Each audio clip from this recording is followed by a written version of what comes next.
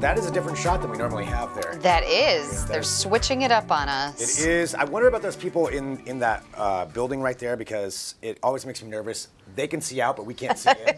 Like, what's going on in there? That's what I wonder about. Secret government thing. Perhaps these are things I shouldn't spend my time worrying about. Hello, everyone.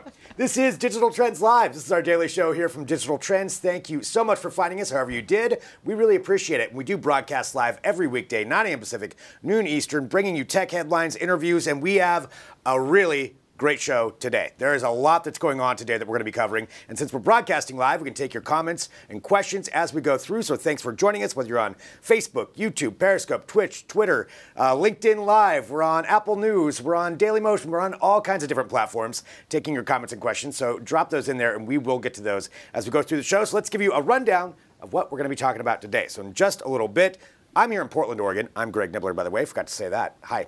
And we're going to be going to our New York studio. And we have our studio in New York where Jeremy Kaplan, our editor-in-chief, is going to be joined by Spencer Garrell, who is the founder and CEO of Spark Neuro. So Spark Neuro is a company that applies neuroscience to marketing and entertainment, and then trying to really ascertain the understanding of human emotions. It's really cool stuff. So Jeremy's going to be talking to Spencer about that. Then we're going to be going back to New York after that. Well, there'll be a little bit break in there, but we're going to be going back to New York. We're going to have Arthur Orduña.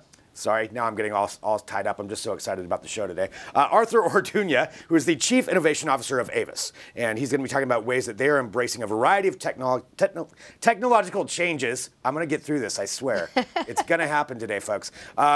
He's going to be talking about how they embrace a variety of technological changes to adapt to their customers' needs. Here in studio, we're going to have Kim Wetzel, our smart home editor, to talk about the differences between the Google Home Mini and the Amazon Echo Dot. It's kind of a decision that a lot of us have to make on which one we're going to get. We're going to be talking about that. Then after that, we're going to have Matt Smith, who's joining us. He's our computing editor, because we're going to have a watch party for the Google Keynote speech that's happening at the Game Developers Conference, where we're anticipating they're going to announce their brand new streaming gaming service. We'll talk a little bit more about that here in a minute. But now in studio, I'm joined by Adrienne Warner. Hello, Adrienne. Hello. Saved me. What an exciting morning. Thank you.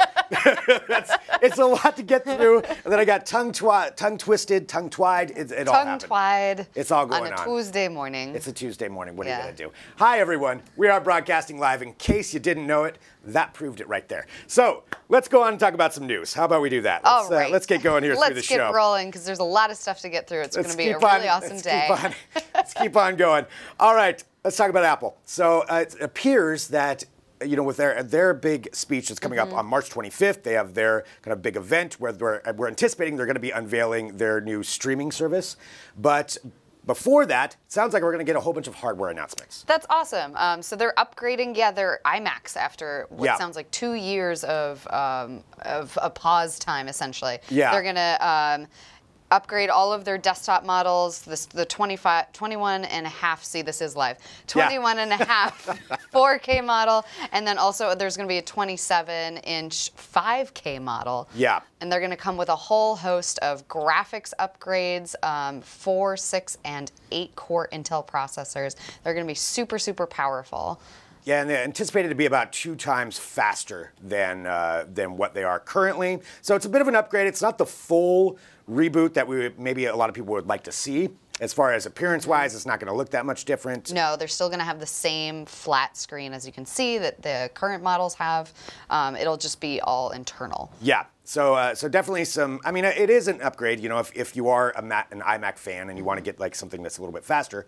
iMac starts at $1299, the 21.5-inch, the 27-inch model starts at $1799. So the price, that's about standard for what an Apple is. Pretty standard for what an iMac is. I mean, you're getting the computer and the beautiful screen all in one. You can tell I'm a little bit of a fan and I'm a little bit excited. Right. So are you? So is this something that you're going to pick up?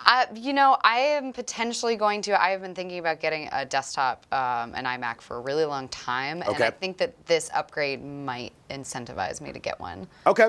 Wow. So I'm curious for everybody watching too. Is this something that would encourage you? Was this something that you would want to buy because of this upgrade? And if you are an Apple fan, and I'm not really an Apple user for the most part, I'm more of a PC person, and it's not because of anything against Apple. It's just that's what I'm used to. So that's kind of what I stick with. Totally. But for Apple fans, apparently this is a bigger deal than I'm realizing. And it sounds like it'll also be available next week, starting in the Apple Store and online. So it's kind of interesting because I think a lot of people tend to get their laptop and then they just connect it to a screen. So it'll be interesting if this is really that big of a deal for most people who have that setup. If it's something that you're going to go for. Well, let us know what you think. You can check out all the updates at digitaltrends.com for all the Apple announcements. We're thinking there might be more this week just based on this. If Monday and Tuesday they've already rolled out 2, maybe we'll see more this week. But you'll have to stay tuned to digitaltrends.com to find out. All right, let's go on to one of our favorite segments here at Digital Trends. This is the Read 'em and Weep segment where we take a look at the comments that have come through across our many different platforms. Not all the comments, but some of the comments. We read them all, and we weep about some of them, and we respond to a few. So we're going to take a look live, here. In case you didn't know.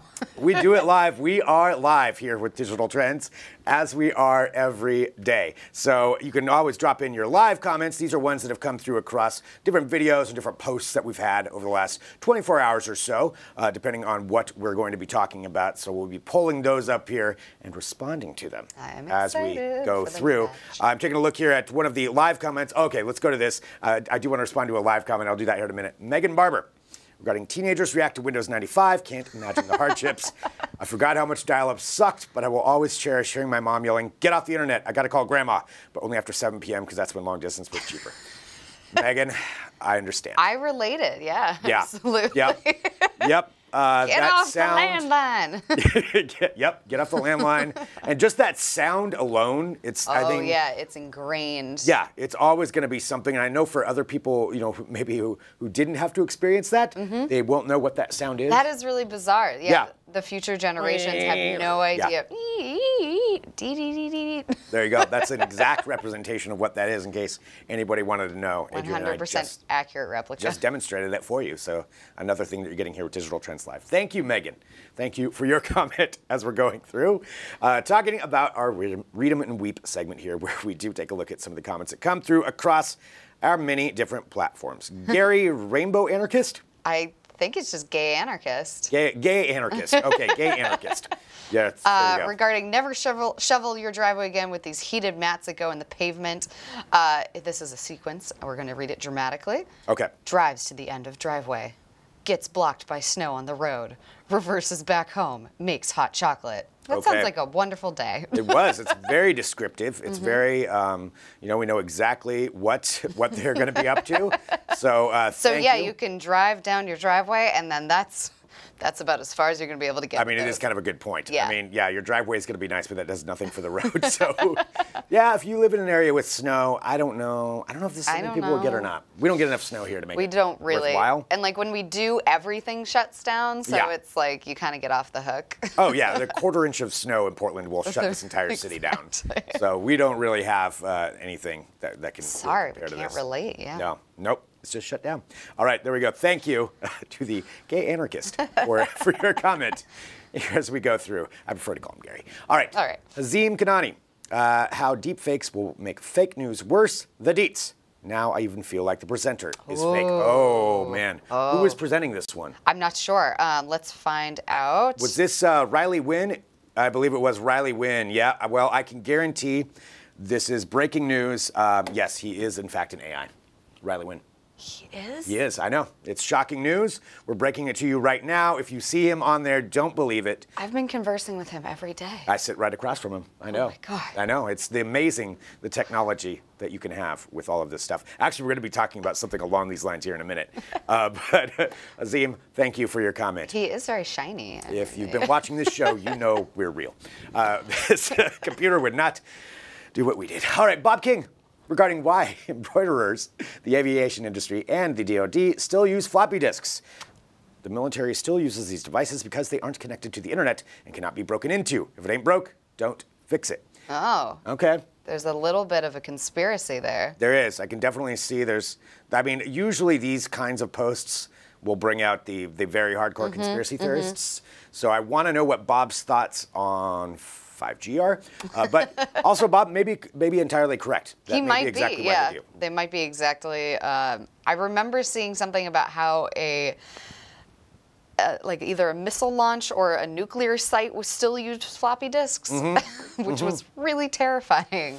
Yeah, I mean, I guess if you're just transferring the data back and forth between one computer to another and you don't want any way that it can get hacked, yeah. Floppy disk is the way to go. Just don't go near any magnets. Yeah. Absolutely, yeah, that's true. The magnets will put a little bit of a, we're bringing the whole thing down. They just got like a little magnet in there. You could take down the military with magnets. With magnets. Where do they come from? How are they made? All right, let's go on to our next comment.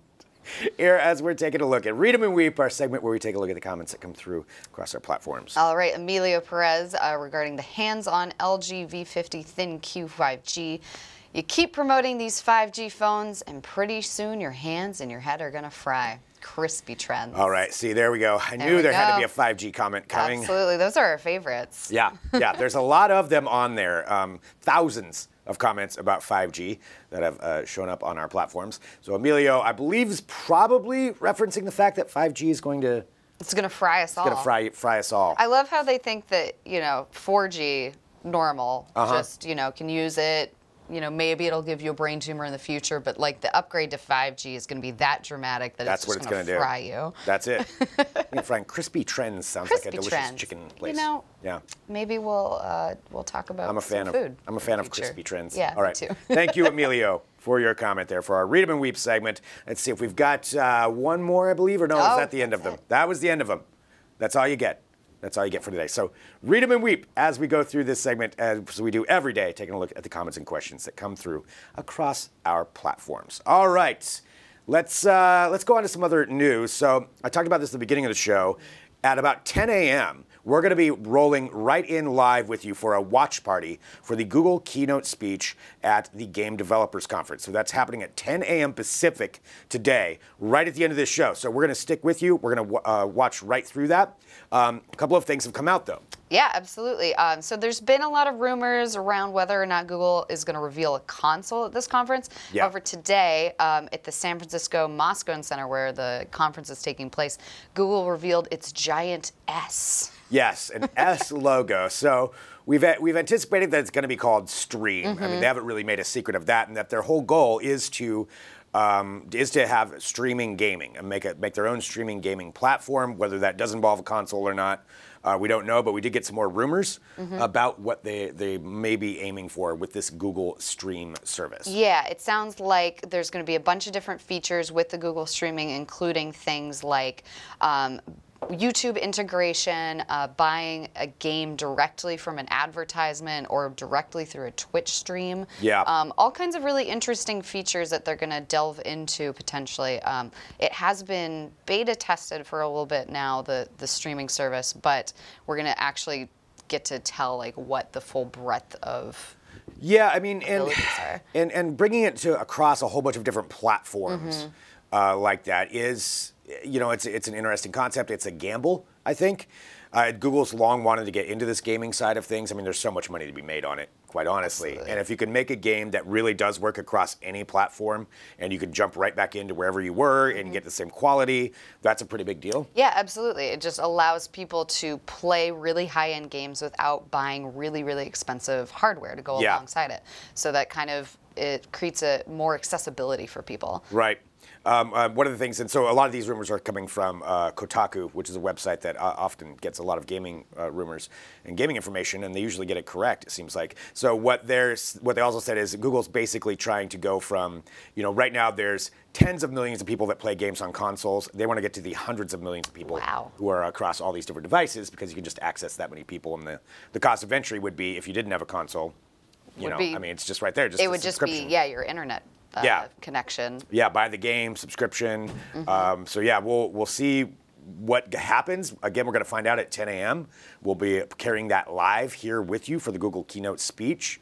Something else that they showed a hint at is just an empty case, which could potentially hold a console. It looked like something that would hold a console, or maybe just the gaming controller that the patent rumors have been hinting to. Yeah, we did see that. So there's kind of a rendering that was done based on the patent that we've seen for the Google controller. I mean, it looks a lot like an Xbox or a PlayStation controller, really.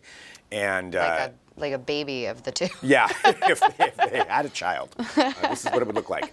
And there's also talk of a possibility that you may be able to stream directly through that controller. So, really interesting stuff. We'll see what happens. But again, we'll be carrying this live right here at 10 a.m. Pacific, so about 45 minutes from now. Just stick with us throughout this show, and we will bring you that, and we'll talk about it, and we'll find out all together, broadcasting live across our platforms. All right, one platform we are not broadcasting on is MySpace. Yes, MySpace, still out there. However, if you have a MySpace account, or if you were a fan of a band, or you uploaded your own music at one point, that music may be gone. Yeah, you might want to check your account. Yes. So there was, reportedly, MySpace has lost 50 million songs that were uploaded to the platform. If you remember, for a while, MySpace was the biggest social media website out there. They had 100 million users in the early 2000s. And then they kind of tried to transition into being a music platform. Yeah, around 2013. Yeah. And it sounds like in addition to the music, they've also lost millions of photos and videos. Yeah. Yeah, that's a lot that's gone. So at least 50 million songs due to what they're saying is a server failure. They said they were trying to transfer data to a different server, which seems just mind-boggling that a company, even if it's MySpace, which is owned by Meredith Corp. A lot of people ask who owns MySpace anymore. Justin Timberlake did have part of it for a little while, and I believe he sold his share to a fan for $1 and just got out of it altogether. But yeah, it's still owned by a major news corporation, so they're sitting on it. And there is some speculation, there's some conspiracy theorists coming out about all the information that's been lost. Andy Bio, who is the former CTO of Kickstarter, said that he does not believe that MySpace actually just accidentally lost these songs. Well, then why would they say so? So he's saying that they deliberately did it because they didn't want to have to deal with the dead weight of more than a decade's worth of user-generated content. So that they just didn't want to have to deal with this anymore. So they're just like, oh, oops, I dropped it. It's gone. And then they lost it. That's basically so what bizarre. They're saying. Yeah, which is really strange to say, because we were doing a little bit of research before this, and Jake, our producer, was talking about it. Like, it's really not that expensive to store that much information anymore. No, I would imagine that they have a cloud service or something. I don't know. Yeah, it's not going to be that much. However, it also does seem weird that they only had one backup of all of this. It's just on one server that you're transferring over. Like, there's no residual backups there. There's no details either provided to the users on data protection, whether they can expect to get their files back, or no, it sounds like they're gone. They're just gone. That's it. Yeah, Goodbye. They're just like, nope, lost it. Sorry, you're up. Shoot. Yeah. So if you did have anything on there, well, always download and back up. Hope you were using SoundCloud. Yes, your demo CD may be gone forever. I'm sorry about that. All right, that's MySpace. Let's talk about one more here that we have time for before we're going to be heading to a break and then heading to New York. Let's talk about NVIDIA AI. So NVIDIA is having their own conference right now for the GPU Technology Conference, which is going on. There's always a tech conference somewhere. Yeah. And one of the things that they revealed is kind of furthering along their path of really expanding their neural networks. We've talked about how they can recreate faces before with their software, with their AI software. Now we're looking at one that can recreate landscapes based off of very rudimentary human drawings. It's basically, the article that we're looking at says it's MS Paint for the AI age. Yeah. Which is really cool. And, it doesn't just generate the photorealistic images from stamps. It's actually unique to each image. So as you can see on the left, there's just a very basic painting of, it could be very abstract, but it's actually creating it into a photorealistic image on the right. That is incredible. So seriously, that's all it is being done on the left. And that's what it's rendering on this. What they did is they went through, they said part of it, so the system is called Gaugan, I guess is how you would say it. I'm not entirely sure. Gaugan. And they're saying it's just a demonstration of what's possible with their neural network platforms. And they went through, I believe, millions of photos. Wow, to do this. So they kind of went through Flickr. They found 1 million different images. They said they were all public images. And went through and analyzed all that to train the neural network on what to do once it saw these shapes. That makes sense. What to turn it into. It also sounds like while we're saying it's photorealistic, it's not 100% photorealistic yet. Yeah. But it sounds like that's something that they're aiming towards. Pretty close, though. It is pretty close. So it's pretty incredible stuff. So that's NVIDIA that's coming up with that. We just want to bring your attention to that. You can actually, potentially in the future, it'll be available on their Playground platform. Not sure when exactly, but it just brings to mind, when you would... when you draw something and put it on the fridge, now you can put something way more beautiful on the fridge. Look what my kid drew. It has changed the game quite a bit if that does happen. All right, let's go ahead and do this. Adrienne, thank you so much. Yes, thank you for having joining me. us. Always a pleasure. Always, and we have lots more to get to here on Digital Trends Live. Like I said, broadcasting across all these platforms. We're here in Portland, Oregon. We're going to go to a quick break. We're going to come back. I'm going to introduce the next segment, and we're going to be heading to New York with Editor-in-Chief Jeremy Kaplan and his guest, Spencer Garrell, who is the founder and CEO of Spark Neuro. Some really interesting things that they are doing. Talk about advanced technology. This is what we're getting to. So we're going to take a break right now. Drop in your comments and questions. Back in a second with more Digital Trends Live.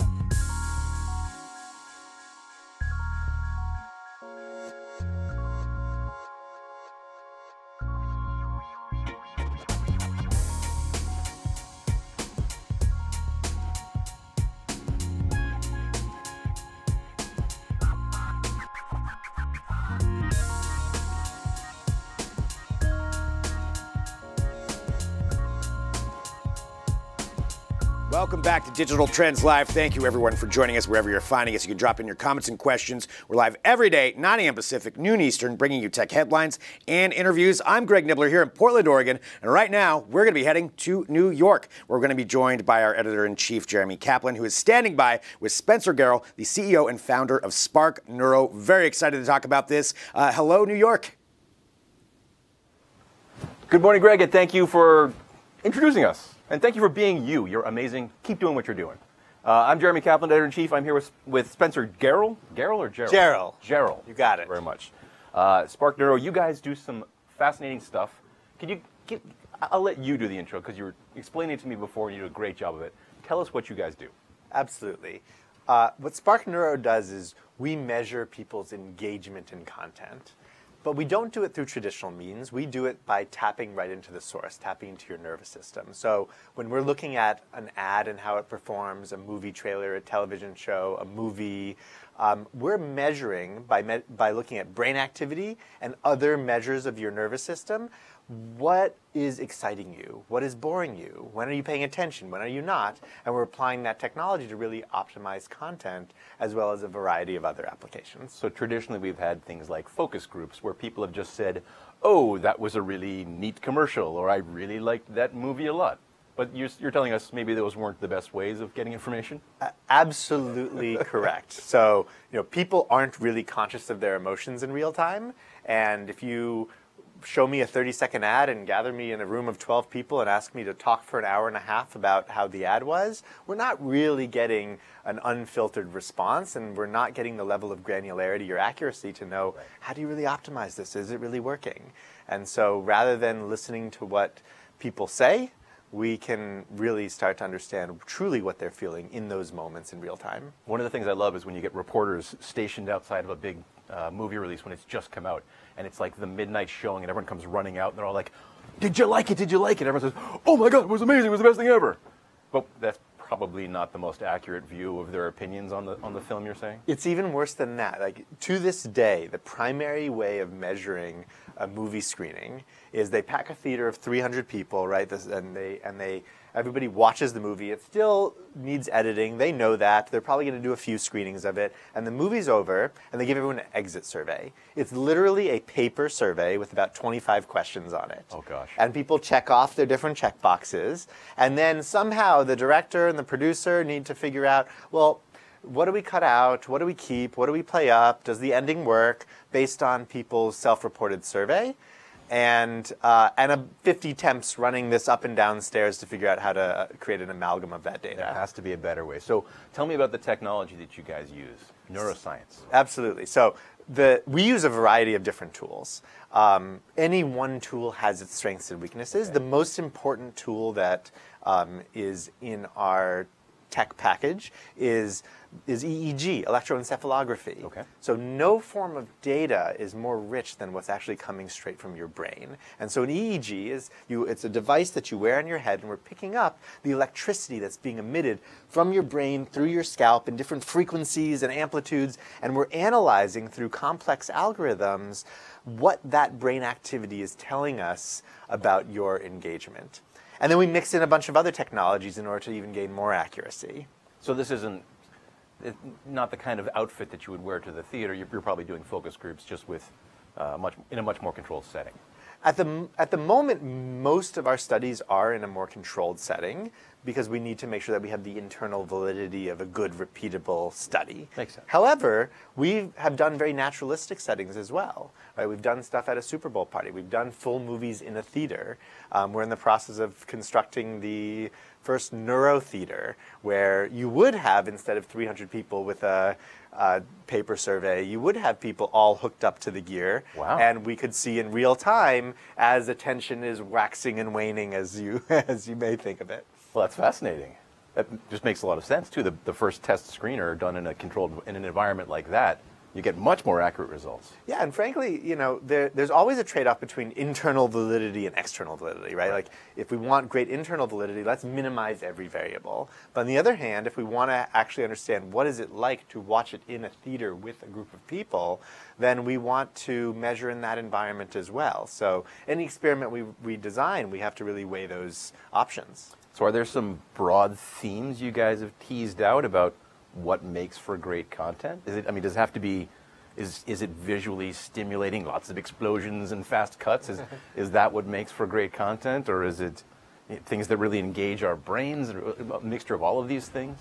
Or is it too hard to tease out broad things? No, it's actually a great question, and we can start to tease out these really broad things. And when I say them, you'll find them to be intuitive. But maybe the best science is intuitive when you hear it, but on some level, like, you just maybe didn't think about it that way. Well, the bulk of science is also proving things that we already know to be true, but it's just, here it is, here's the facts, now it's truth. Yeah. That's science. Yeah, I mean, I really think if science is telling you something that you just in your gut think is completely bogus, something is probably wrong in the science. But if a science is telling you something that you can understand why that might be true, but maybe you never put it into those terms or thought about it in that way, and it enhances your ability to be more critical or more advanced in what you're creating, that's good science. So what are those broad themes? One thing that we've seen is a lot of people focus on, am I producing a positive emotion or a negative emotion? And we've found that that actually is not a particularly relevant question. What's much more relevant is, are you producing an emotional roller coaster? Are you actually shifting people through rapid changes from positive to negative? That's what creates drama. That's what creates anticipation and suspense. And so the more variations in emotion that we see, the better. That's better. I thought you were going to say that was a negative thing. No, it's actually fantastic. It's good to be taken on an emotional roller coaster. To be on this roller coaster. So if you made an ad, and the ad, in terms of its emotional profile, the graph looked like happy, happy, happy, happy, happy, then it would be an incredibly boring ad. But if you had an ad that said, happy, suspense, fear, relief, joy, that ad would actually really engage you. You'd pay more attention to it, and you'd be more likely to remember it later and have it affect your decisions. There was a movie, I can't remember the name of the film, but there's a movie that came out last year that was exactly what you're describing as the non-roller coaster. Just one bad situation leads to another, worse situation leads to an even horribler situation, and you're left going, oh my God, that was draining. Not necessarily the best way to leave the viewer at the end of a film. Yeah, we may have even tested This would be a better anecdote if I remember the name of the movie. I think we may have even tested that film, because we did test a film that actually had that kind of result. And it was a challenging film for that reason. Sure.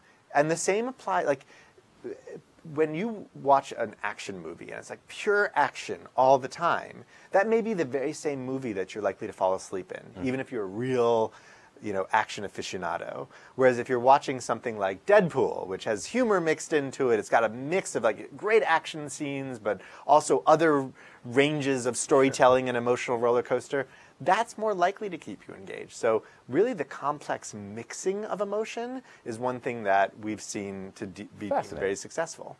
So where do you see this technology going in the future? Are there applications beyond entertainment? Are there new technologies that are really going to deepen our understanding of what makes for good content? Absolutely both. So on the applications and on the new technology side. So on the application side, our current business really is rooted, as we spoke about, in advertising and entertainment. But the mission of the company, and not something that I speak about frequently because this is really not our everyday business, is early diagnosis of neurodegenerative disorders and other cognitive disorders. So because we are collecting so much data every day, we're collecting, just right now, at this stage of the company, we're scanning 100 brains a day. Wow. And that's quite a few. It's quite a few, and more than, and I don't want to make any grandiose statements, but likely more than any hospital, university, clinical trial. And so the power of what we can do with that data in order to look at diagnosing horrible illnesses while it's still early enough to do something about it is one of the applications that we are starting to work in. We also have military applications in counterterrorism. We also have, of course, political applications, which has been an interesting area for us to work in, no doubt. I love the health ramifications of that. And it's funny to think, we see the same thing in a variety of health devices, the Fitbits and Apple Watches that we all wear that are sure tracking our footsteps, but also are gathering a great deal of biological data that we just never had access to before. And then how do we as a society use that data? Hopefully for better and not for worse, but giant AI platforms that can scan through that data and figure out, as you're saying, are there brain disorders? Is there a health condition here that people need to be made aware of? It's all part of the same root. So I don't actually see a huge distinction between the problem we're solving in advertising and the problems that we'll solve in health. And those problems are self-report, right? Just like we talked about with advertising and movies, it's people saying, this is how I feel. If you go to get diagnosed with depression or anxiety, you go in, you talk about how you feel, but there isn't a measurement. If you have Parkinson's, by the time they detect it, you've probably already had it for 15 years. And they don't put you in an MRI or a PET scan and measurably say, hey, you have Parkinson's. They ask you questions. They look at your physiological symptoms and family history. But there isn't a discernible metric that is actually evaluating whether or not you have Parkinson's or Alzheimer's or MS or just normal other form of dementia that comes with aging. That's absolutely fascinating. I wish we had more time to chat about this. I'm enwrapped. But unfortunately, we have to cut away. We're going to head to a commercial. Spencer Jarrow from Spark Neural, thank you very much for joining us. Fascinating conversation. You heard it, the future being diagnosed directly from your brain here. We're cutting to a commercial. We'll be back with even more great technology in just a few minutes. Please stick around. That's fascinating.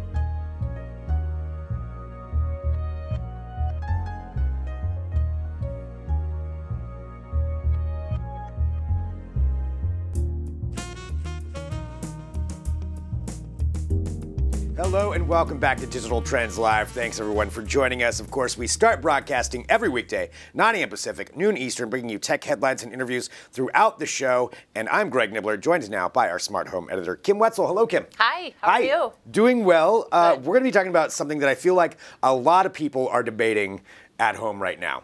Yes. And I do want to give a fair warning. We're going to be talking about some smart home assistants. If you have one in your house that starts with an A or a G, they may get set off during this segment. So we're just giving you fair warning. Yes. You can't write in all mad about it after that. But turn your mics off. Turn your mics off on your devices. So there's always this debate about which system to go with. When it comes down to Google, either Google Home or something in their ecosystem, or Amazon Echo devices. And right now we've got the Google Home Mini and the Amazon Echo Dot, the newest one? This is the newest one, yes. The newest one? Yeah, this is the third generation. Okay. So this is the first generation Google Home Mini, and this is the third generation Echo Dot. And yes, they're very similar but different in a lot of ways. So yeah, I mean, okay, hi. It just depends on, well, it depends on a lot of things, right? So if you take a look, just so if you look at the appearance, this right here is the Google Home Mini. And it's not really translating, but this is actually a mint color. And it comes in coral, and you can get it in like kind of more of this color, or you can get it in like a dark blue color. It has the fabric top right here. And if you look at the back side of it, you'll see that it has kind of a silicone backing. Yeah, it does. So it's like it won't slide. Yeah, it's easily. Yeah. This has Google Assistant in it. So it costs $49. And so if you already have a bunch of stuff that works with Google Assistant, this might be the thing that you want to go for. I will say for the Google ecosystem, it does work really well. And I have one of each of these actually at home. I do too. Yeah. So I'll give my opinions on them here in a minute. But yeah, I mean, if you're into the Google ecosystem, if you're used to using it, if you're just using it on your phone, I mean, it's very easy. It's the same thing. Yeah, it's super easy to connect. I actually hooked this up, got this up and running this morning, like in 5 minutes before I even came on the show, because it wasn't connected yet to the Google Home app. But yeah, you can, and this little thing, it has Google Assistant built in. You can control your smart home devices. You can listen to music. You can connect, you can stream music from it. There's just so much these little guys can do. And they're often, this one, the Google Home Mini is often on sale too, like especially around the holidays. You can get it for really cheap, or oftentimes you can get it like as part of a bundle. Yep. So you can get a free Google Home Mini with, say, a Nest camera or something like that. I think I even got mine for free because of a Spotify family plan. That's right, Yeah, they sent out a free one. So pay attention. Sometimes there's free deals out there. Yes. But yeah, so that's the Google Home Mini. This is the Google Home Mini. I don't know if Google's going to release a bigger, or not bigger, but better version of this year. But for now, this is, if you're looking to just get into the Google Assistant market, this one is a really good deal.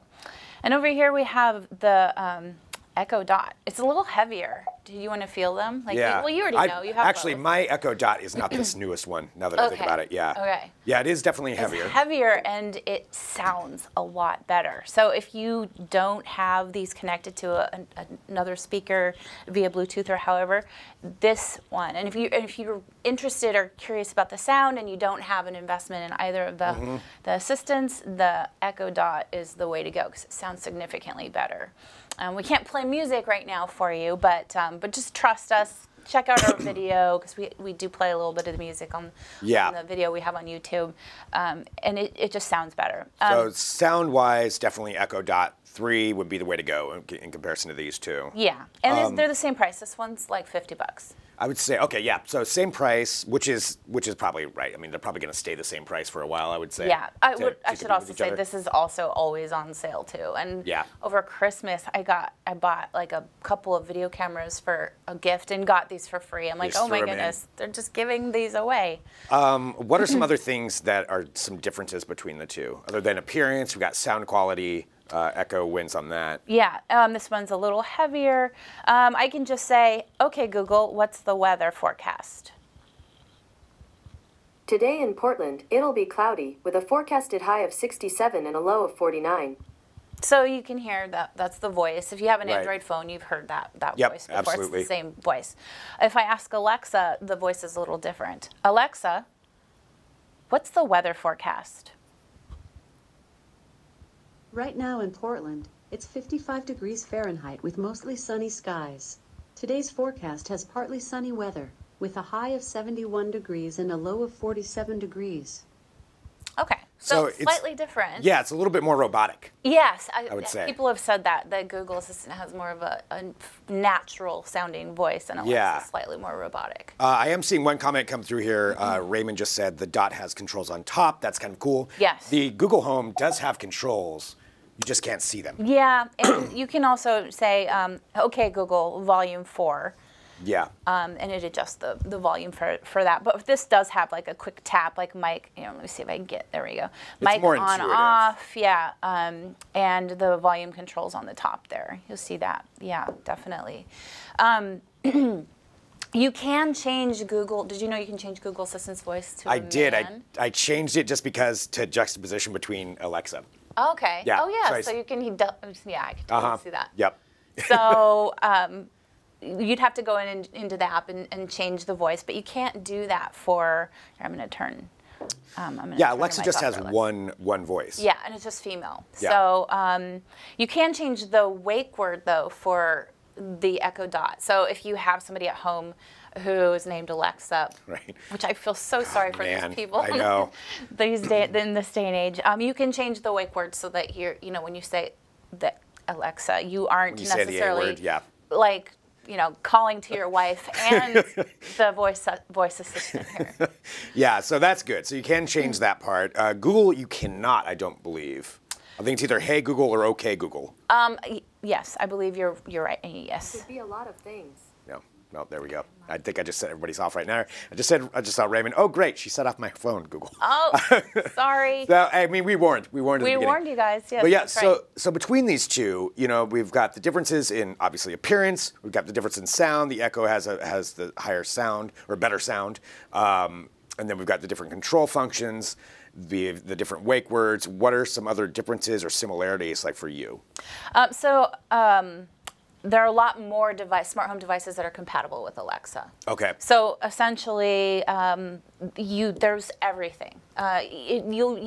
will be hard pressed to go into a Home Depot or wherever you're going to be searching for your smart home devices and not see that little stamp that says works with Alexa. Yeah. Definitely more devices. However, Google Assistant is catching up. There's definitely a lot of devices that work with Google Assistant. Nest is one of the most prominent ones because Nest is owned by Alphabet, which owns Google. Yeah. So they're all run on the same ecosystem. Nest actually works with both.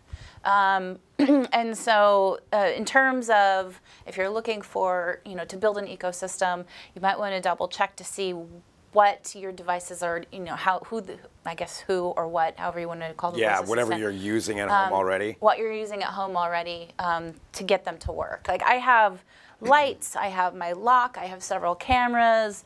They all connect. They pretty much all connect to each other. Wow. Well, it's a lot to decide on, as far as which one you want to go with. But we've definitely got reviews up at Digital Trends, too, that people can take a look at. Yeah, absolutely. We have a Google Home Mini versus Echo Dot post that can give you some specifications to help you make the decision.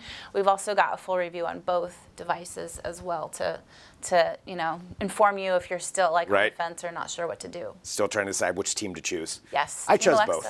But I shouldn't say this, but I have more of these in my home. Okay, there it is. You just got the exclusive right here. Yeah. All right, well, Kim, thank you so much for joining us to talk about this. It's always fun. Thanks for having me. Smart homes are such a huge part of everything we do technologically now, and it's just going to get more and more incorporated. So it's nice to know a little bit more about the hubs that are going to really be running all of that stuff. All right, we need to go to a break because we're here in Portland, Oregon, but we're going to be heading to New York here after this break, and we're going to be joined by Editor-in-Chief Jeremy Kaplan again, talking to Arthur Orduña of Avis. So that's going to be happening here in just a minute. Drop in your comments and questions. Taking a break. Back in a second with more Digital Trends Live.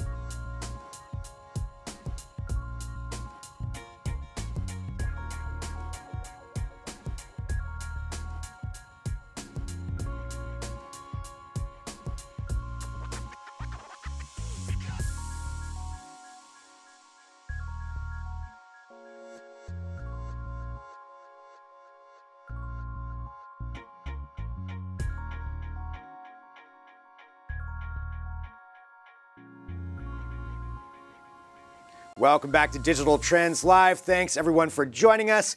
Drop in your comments and questions across all the different platforms that we're broadcasting on right now. We really do appreciate that. And hit that subscribe button to make sure you get notifications when we do go live. I'm Greg Nibbler here in Portland, Oregon, but we are going to be going now to New York, where we're going to be joined by our Editor-in-Chief, Jeremy Kaplan, who's standing by with Arthur Orduña of Avis to talk about all the things they are doing to increase their abilities to technologically meet their customers' demands. So let's head out there right now. Hello, New York. Hello, Portland, and thank you for the introduction, Greg. That was as prolific and as thorough as I expect from a man of your stature. I'm just joking, of course, but appreciate that. Thank you. As you mentioned, I'm joined here by Arthur Orduña, the Chief Innovation Officer from Avis, and we're going to talk a little bit about what Avis is up to in the tech space, what they're doing in terms of customer service, and all of that, which I'm very excited for because personally, car tech is something I'm fascinated by. Very cool. Yes. Right? Neat stuff. There's so much going on. Yeah, and there's a ton of stuff going on. It's probably one of the most exciting spaces in technology right now. But where do you want to start? I'd love to talk about. Well, let's talk real broad for a second, if I could. There's an awful lot of competition in this space as well, because 10 years ago you go to rent a car and there were 4 options, and then now you've got not just 10 options, but you've got companies like Uber and Lyft that are competing for your dollar as well. Yeah. So what is your company doing to compete in this space? You know, it's interesting. We're taking kind of this novel approach of looking at companies like Lyft and saying, how can we partner with you? Nobody does that. It's all about competition. It's just crazy. So we actually have a really good partnership that we've started with Lyft. We're providing them fleet because they need that, and their drivers need fleet, and we're exploring different ways. We really like that company because they're thinking about what other kinds of mobility they provide.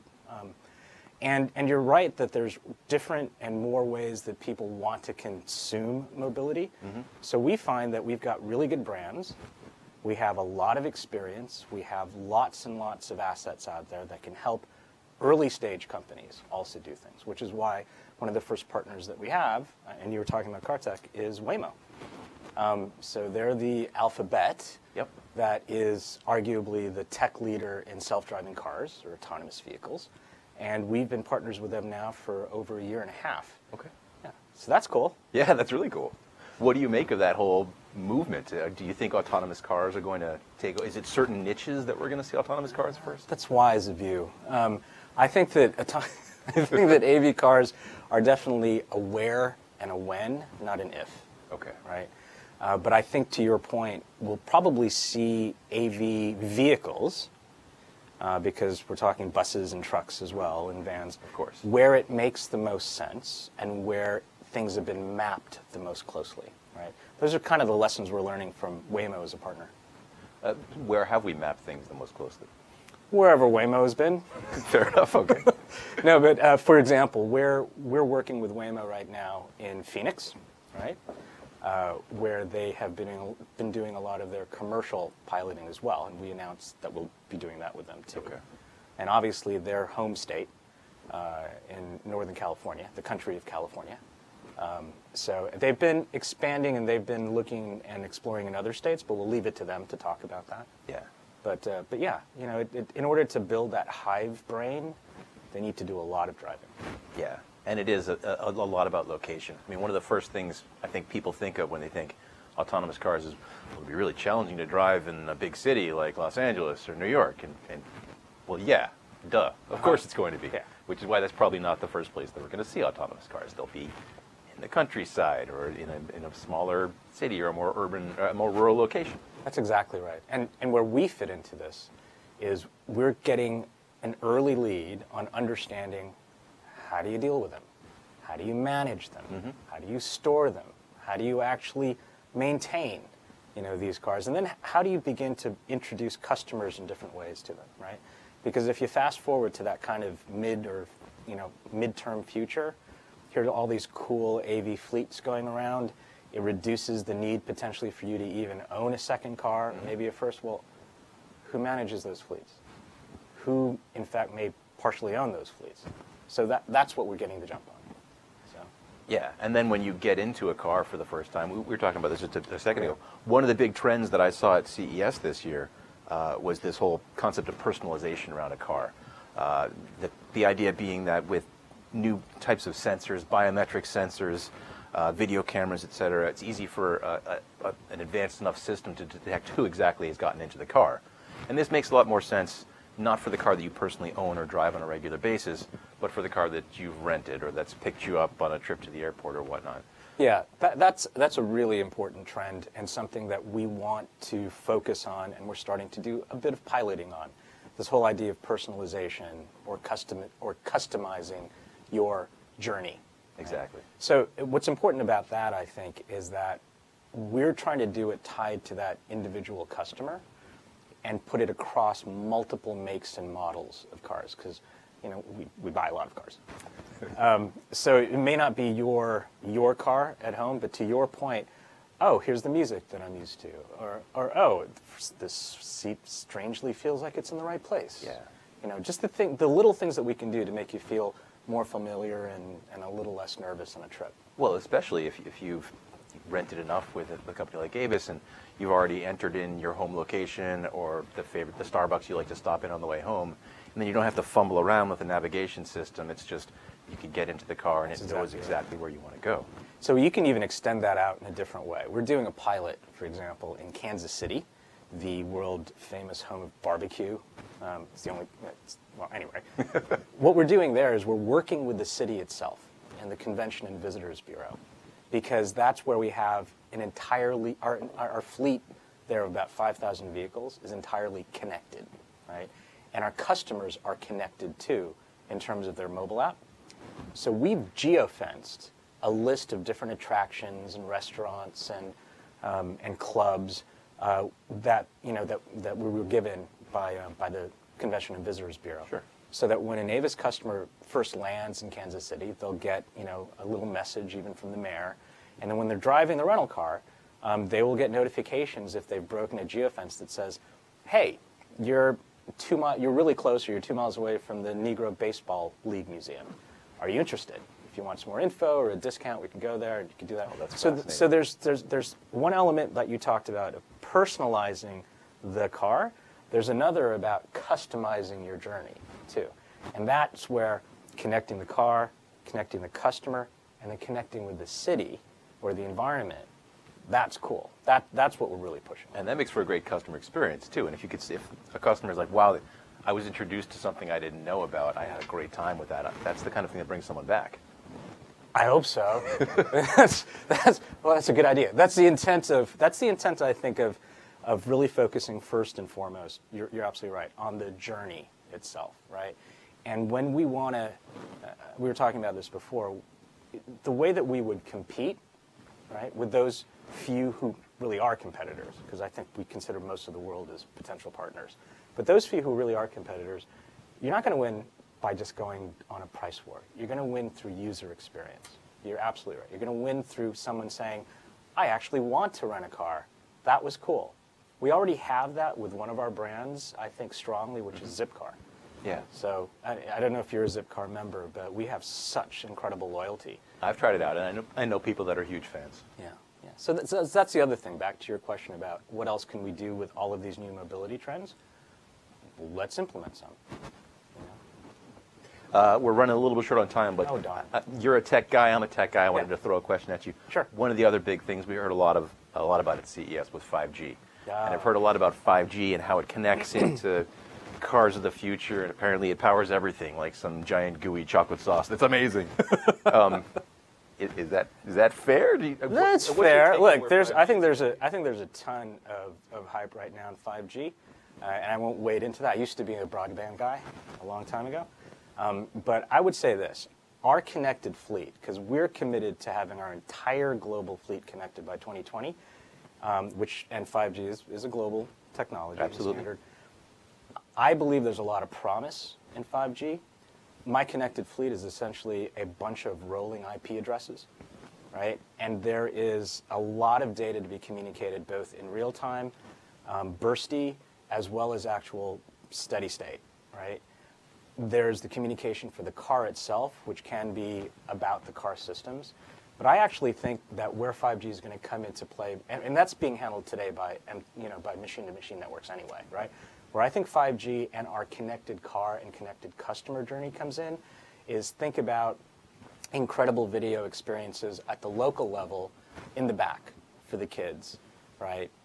And when you also think about the kinds of communication demands, and video is always going to be the big driver, and mobile video is the huge driver. You start thinking about all the different kinds of interactive experiences. You start thinking about AR, right, to help augment and increase safety for the driver. So it's not just the video and the kids for the back. It's potentially that enhanced AR video experience through the HUD for the driver as well. Sure. 5G could really help that. And the final thing I think on 5G is you're really talking about V2X in a lot of these cases, right? So as long as it's cheap, I think it's fine, because at the end of the day, we've got to pay for this thing. Well, we'll see how cheap it is. Yeah, okay. Plans are just starting to roll out. 5G, you heard it here first, a giant chocolatey gooey mass that connects the entire world. Delicious and wonderful. Yes. Arthur, I wish we could talk to you all day. We're running a little short on time. Thank you very much for coming in. Thank you. It was enjoyable. Arthur Orduña, Chief Innovation Officer from Avis.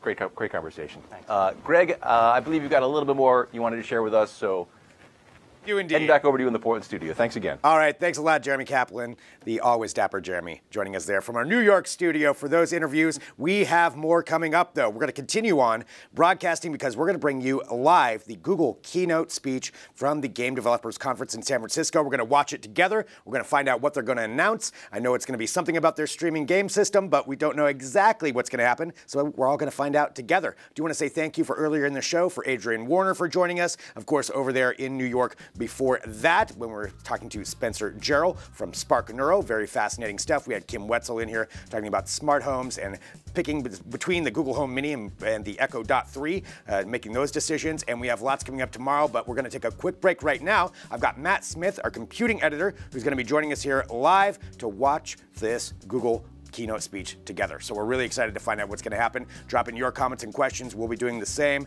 Let's get ready to watch that. Back here in a second with more Digital Trends Live.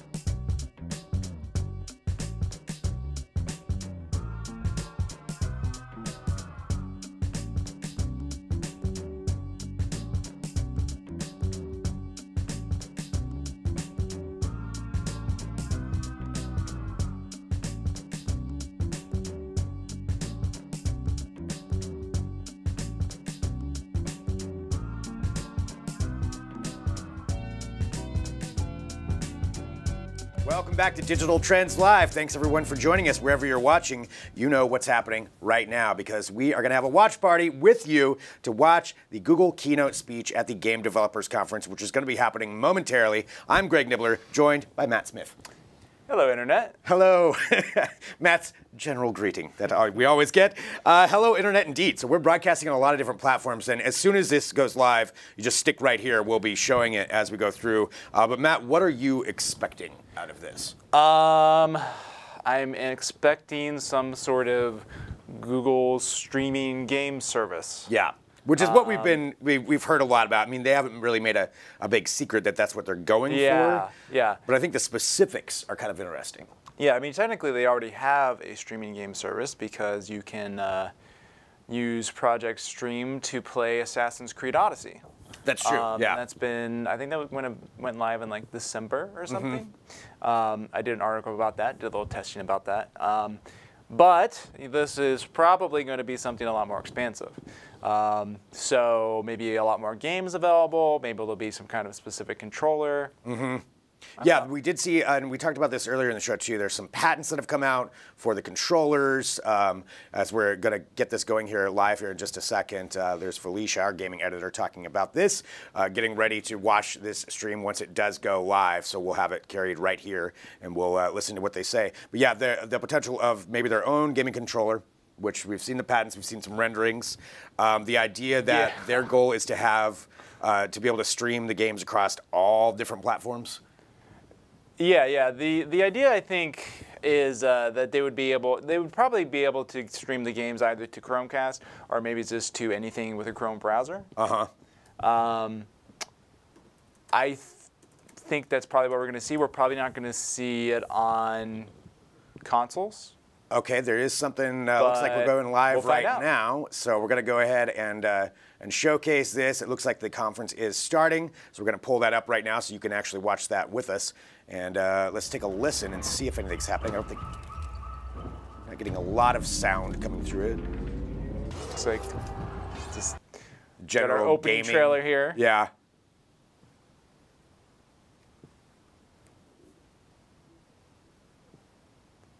Okay, I think I'm not sure what's coming through on the broadcast. To the stage, there we go. CEO of Google, Sundar Pichai. It is weird to have the CEO of Google, on stage at GDC. Yeah, it does seem like this is something that normally, so it must be they're really banking a lot on this. If they have Sundar Pichai there. I don't know, and someone, in chat might correct me, maybe this has happened before, everyone. but.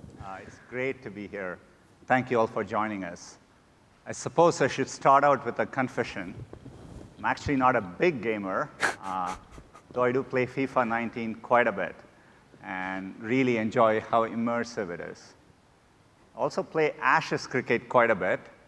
And for those of you who are wondering what cricket is, it's kind of like baseball, but better.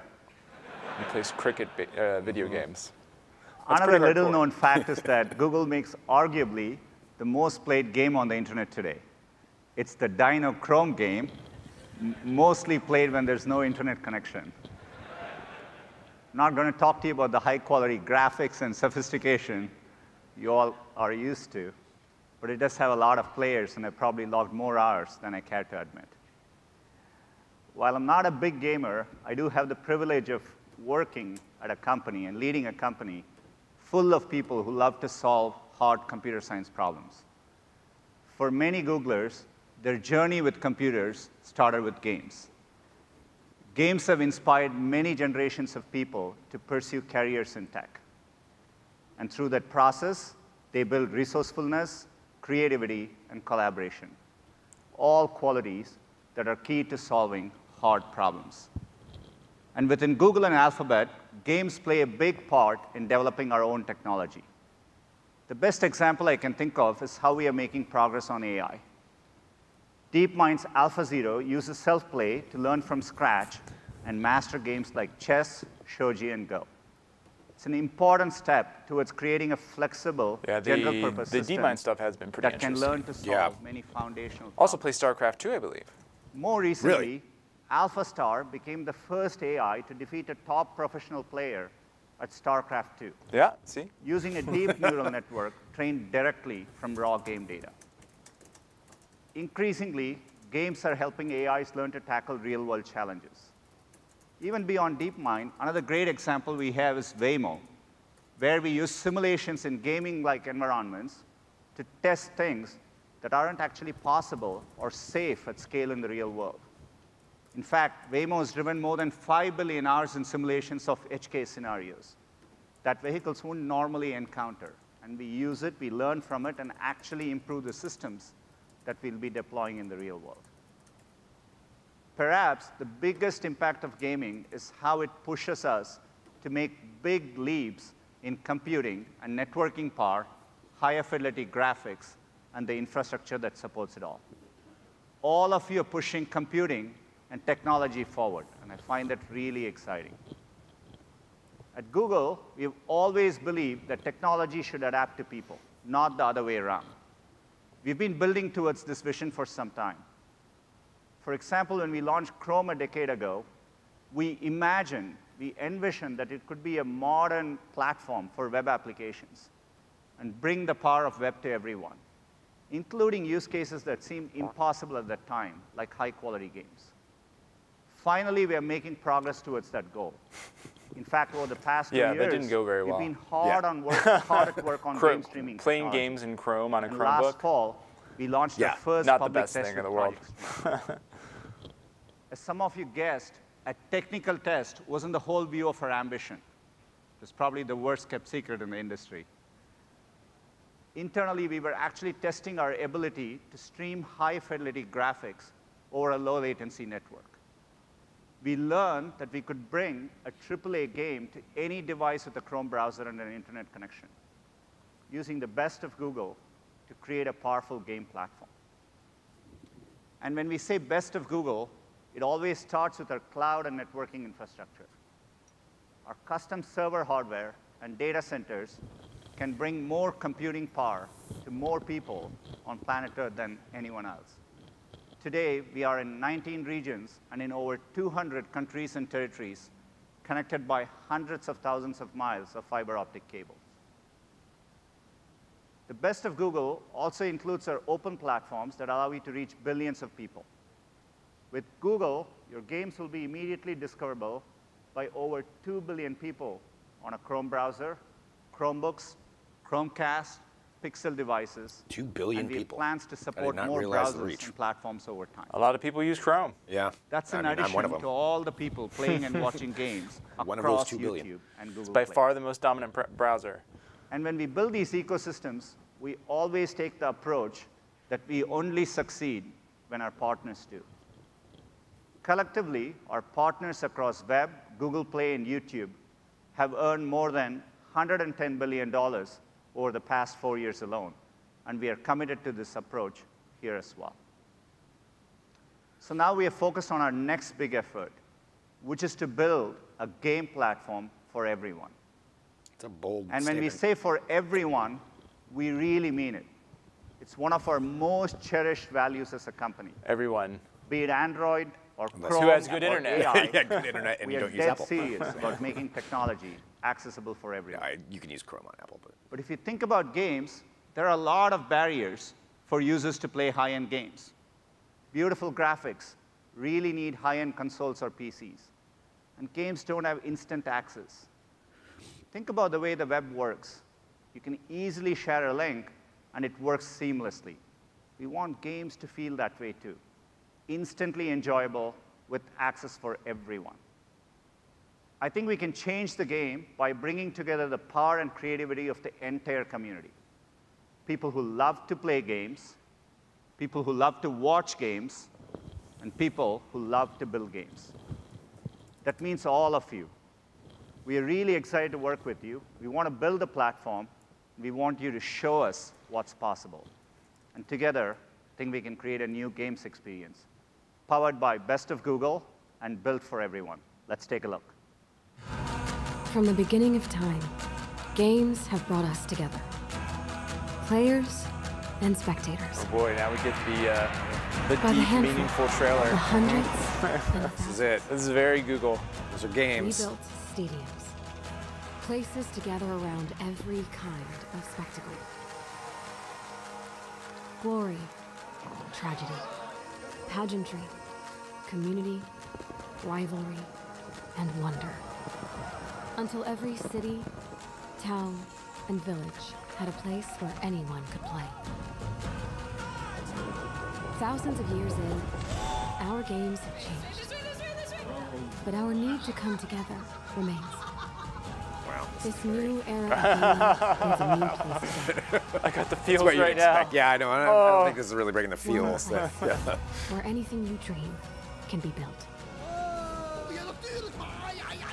Playgrounds for every imagination. One place where I mean, what I really want to see is what they're probably going to go is who are they partnering with? Some of these partnerships have been together. They're partnering with themselves. Yeah, you think that's just yeah. No, I think they'll. Felicia was saying it looked like there were some icons that might be like Skyrim or Red Dead. One place Red Dead that on never Chrome stops would be evolving. very interesting Where if that's everyone something that they will actually play. did It would be. pull off.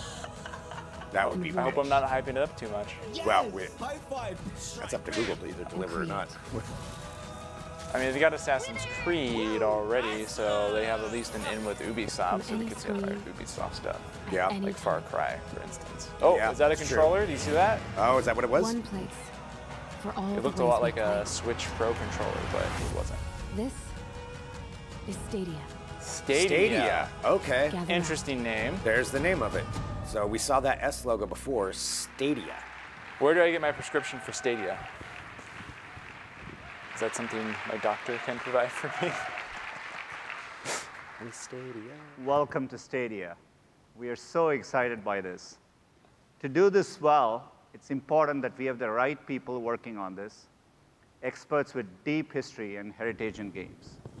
That starts with Phil Harrison, who joined us about a year ago. He's a great leader and a great gamer. He's definitely someone who knows the difference between RPGs and NPCs. I'm going to pass the mic over to Phil to show you what we have built. Take it away, Phil. Thank you, Sundar. Stadia. I do not like that name, I gotta say.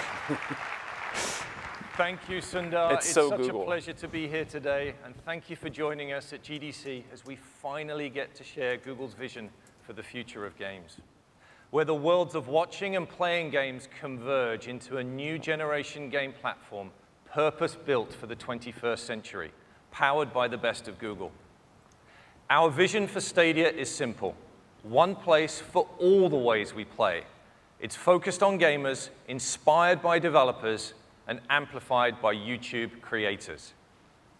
Today, our industry captivates over 2 billion players from all around the world. Is going to be At the really center interesting. of that community, its beating heart, are the game developers, the people in this room that create the most incredible game experiences that delight players with engrossing stories, characters, and worlds through a dazzling display of technology, artistry, and magic. Games are now the single biggest form of entertainment on the planet, one that connects a vast community across geographies, cultures, and language. And within that passionate community, there is a universe of people who love playing games, and there's a universe of people who love watching games. Hundreds of millions of people watch gaming content every single day on YouTube. But those two worlds are mostly disconnected, fragmented, and often independent of each other. Our vision is to bring those worlds closer together, to connect game developers with players and YouTube creators in a way that only Google can, creating a richer and more vibrant gaming community for everyone to enjoy.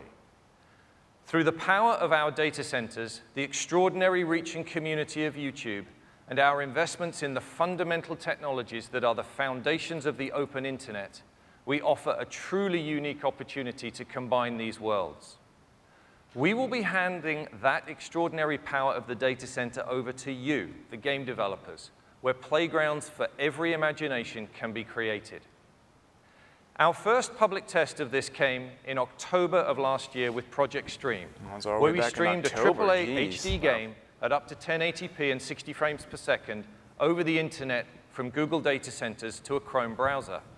We were humbled by the overwhelmingly positive response from players who were able to join us on Project Stream.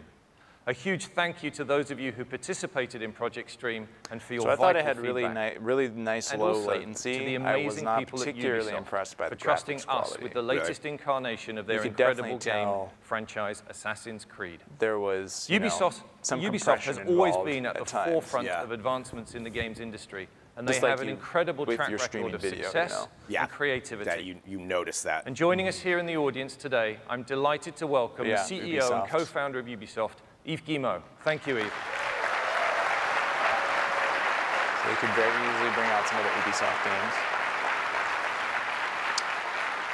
I'd like to thank Yves and his team for partnering with us, and to producer Marc-Alexis Cote and the entire Ubisoft Quebec studio for their masterpiece creation, Assassin's Creed Odyssey. Do you think they're going to bring out an original game? Thank you for bringing your game to our platform, and congratulations for being the first game played by the public on Stadia. I doubt it. As many of you experienced with Assassin's Creed Odyssey, we now have the ability Google to take has a the money to make that sophisticated, happen, graphically probably, but intense I AAA doubt game it. and stream it to a Chrome browser running on a really simple serious level of laptop commitment. without any sacrifice to the quality or vision of the game developer. As successful as Project Stream was, our ambition is, of course, far beyond a single game. That's more like As we developed our strategy for this new platform, we asked developers how we can help solve some of the most critical challenges you face. There were three very clear themes that resonated. You told us you wanted to unleash your creativity without limits, get to the widest possible scale, and make it easier for people to connect with your games. We used these three themes to anchor our vision and build our platform architecture, and began to share it with the leading publishers and developers in the world. Now, let me show you how we have brought this vision to life. Imagine you are watching games on YouTube, and you discover the latest Assassin's Creed Odyssey trailer on Ubisoft's official channel on YouTube.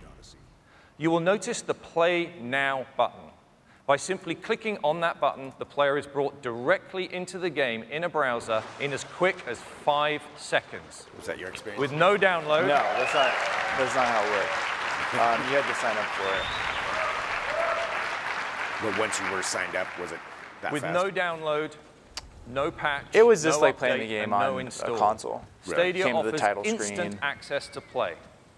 Our platform vision for Stadia is to reduce the friction between getting excited about a game and playing a game. Game developers, on Stadia, you just need to click there's a lot on a of YouTube cheering video there, and I'm or not link, surprised. and you can be this sort of playing your thing game is going to be instantly.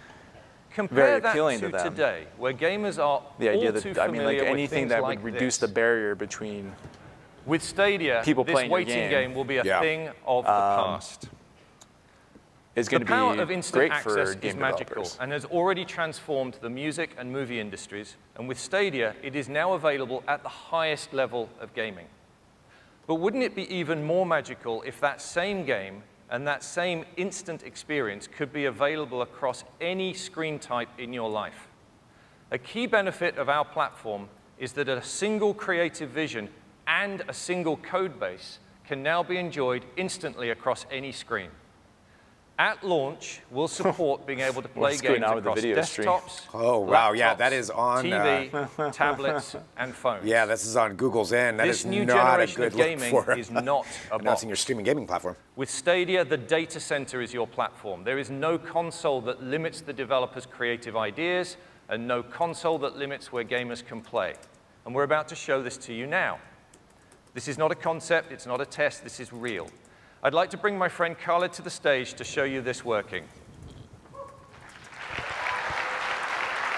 Yeah, the idea of having one like game across all these different devices is also really appealing to players, I think. Imagine you just discovered that game for the first time, you're running it on the Chrome browser, and here it is because mobile games do have such a reputation for being kind of like shallow. There is basically and no not really hardware having acceleration on that laptop experience whatsoever, that and the game is running directly from our can data interest center. people who are serious about games. Yeah. Easy and instantaneous. But to if you move could that just same play game Odyssey from on like exactly your that iPhone or moment something, I mean, onto that would the be phone really cool. here on a Pixel 3 XL. That's interesting. Or your Pixel 3 XL. Yeah. Once again, no loss in quality, Yeah. and we can go straight on to the desktop PC. We actually went to buy the least powerful PC we could find here. And we could enjoy the same vision that the developer had, the same high-quality 1080p stream at 60 frames per second, and the full game vision, regardless of the hardware that you're using.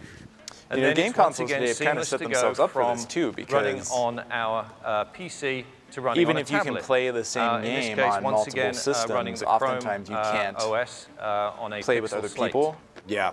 Who have that same game on a different console, or let's say you're playing a game on PS4 and then a Switch version comes out. And then finally, you we usually then move can't seamlessly port your to save the TV. over. Yeah. You have to start all over So this again, TV which is is really accessed annoying. using this, which is a Chromecast With this, you Ultra don't have to worry about that. HDMI streamer. So just with a There is no Chromecast. console required to reach this experience. I mean, this is cool. I just wonder,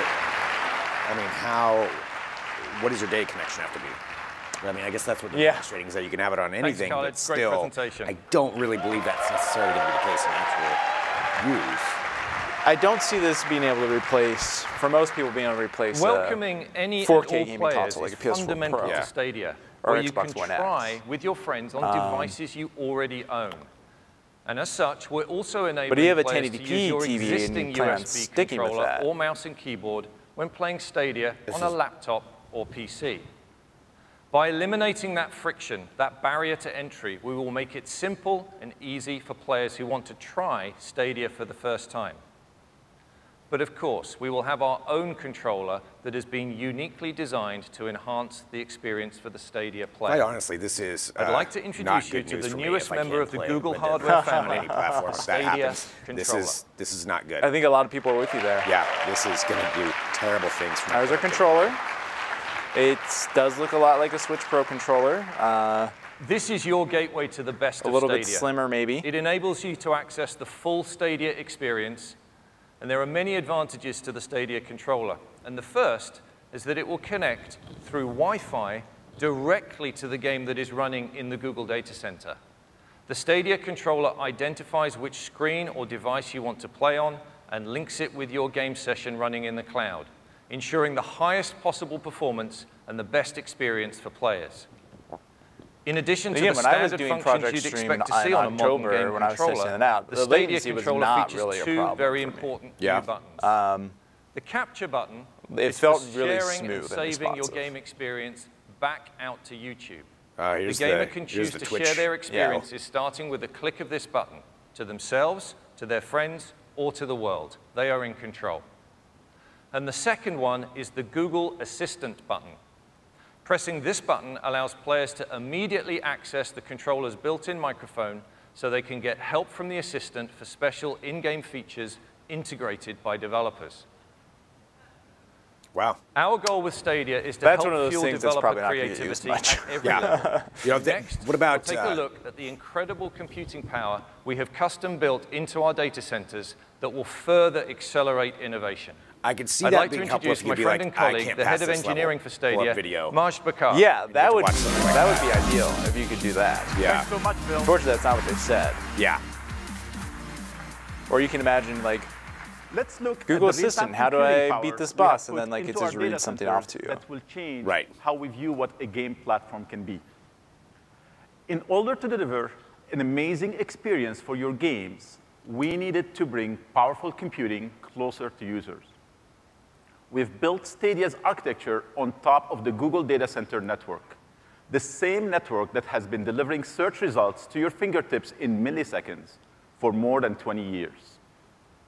The network consists of fiber optic links and subsea cables between hundreds of points of presence and more than 7,500 edge node locations around the globe, all connected with our network backbone. Stadia is built on infrastructure that no one else has. More edge nodes mean the compute resources are closer to players, which results in better performance. We took that proven model and infused it with custom-designed, purpose-built gaming hardware, creating the most powerful and connected gaming platform. Each of Stadia's data center is composed of interconnected racks that deliver the high-power graphics, memory, and storage needed to run the most demanding games. Only with Google can you apply the power and flexibility of data centers to game development. What do you think this is going to cost? This architecture is the foundation for this new generation the big question, of gaming. Right? We've been testing this technology privately within Google for years. I think it's going to be a little more expensive than people think. In 2018, so probably at least $20. We delivered up to 1080p 60 frames per second with stereo audio. Well, free game when or Stadia something. launches, we will have increased performance significantly to support resolutions up to 4K at 60 frames per second. I don't think it's going to be particularly cheap. I think most likely they're probably partnered with a lot of influencers. With HDR and surround sound. To get people to start watching and in YouTube the future, channels to join. We'll be able to stream I know, games that's kind of like up to 8K resolution. I think they're 8K, 120 FPS. What kind of data connection could you need for that? Yeah, exactly. Could be using my gigabit Ethernet. But we also know the widespread adoption of 8K is inevitable. Or 5G. We have built our platform to scale up with the highest performing networks to deliver the visual quality demanded by future generations the influencers, I mean, they all prefer Twitch. That's something that's kind of like. They're going to throw a bunch of money. What's even more exciting pull over is that somebody. in addition to the stream I you don't know get if as it's a going to work. There is a second simultaneous stream at 4K 60 frames per second that you can choose to share directly to YouTube from the Stadia data center. There. Meaning your gaming memories will be saved at the highest possible quality. Stadia is not constrained by the limitation of traditional console systems. Instead, we have built a truly flexible, scalable, and modern platform that allows us to push performance beyond what was previously considered possible. This architecture gives us even more flexibility to scale. And thanks to fast transfer speeds between the Stadia instances in our data center, our platform can connect instances together to dynamically expand the capabilities along with the need of your games. As a developer, you're used to being forced to tone down your creative ambition that are limited by the hardware. But our vision with Stadia is that the processing resources available will scale up to match your imagination. In this new generation, the data center is your platform. We've partnered with our friends at AMD to build a custom GPU. I'd like to personally thank Dr. Lisa Su, AMD President and CEO, who is here with us today.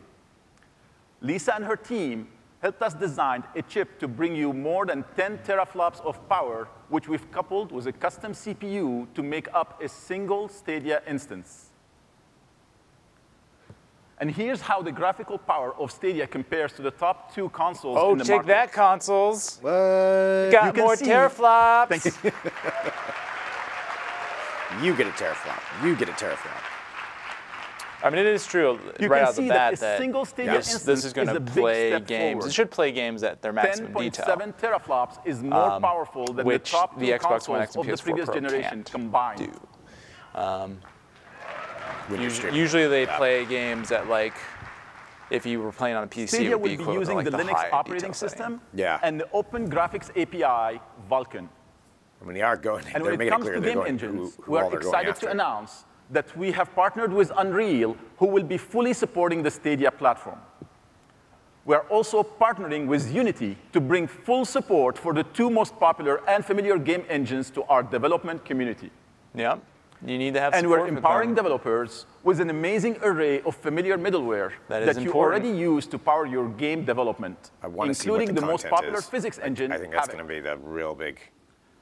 And here's a list of our partners now. Because that's and all of course, neat, but this if the list will games continue suck, to grow over time. I'm just going to play it.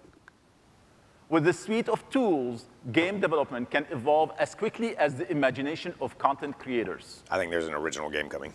To achieve that, we're providing multiple ways to make games for There's definitely Stadia. a lot of weariness right now with the idea of different platforms among gamers. And at your desk. So I think they really need to be able to support Our a very, goal very wide. is to make Stadia the most flexible wide development amount of games. environment Variety of games, ever put together.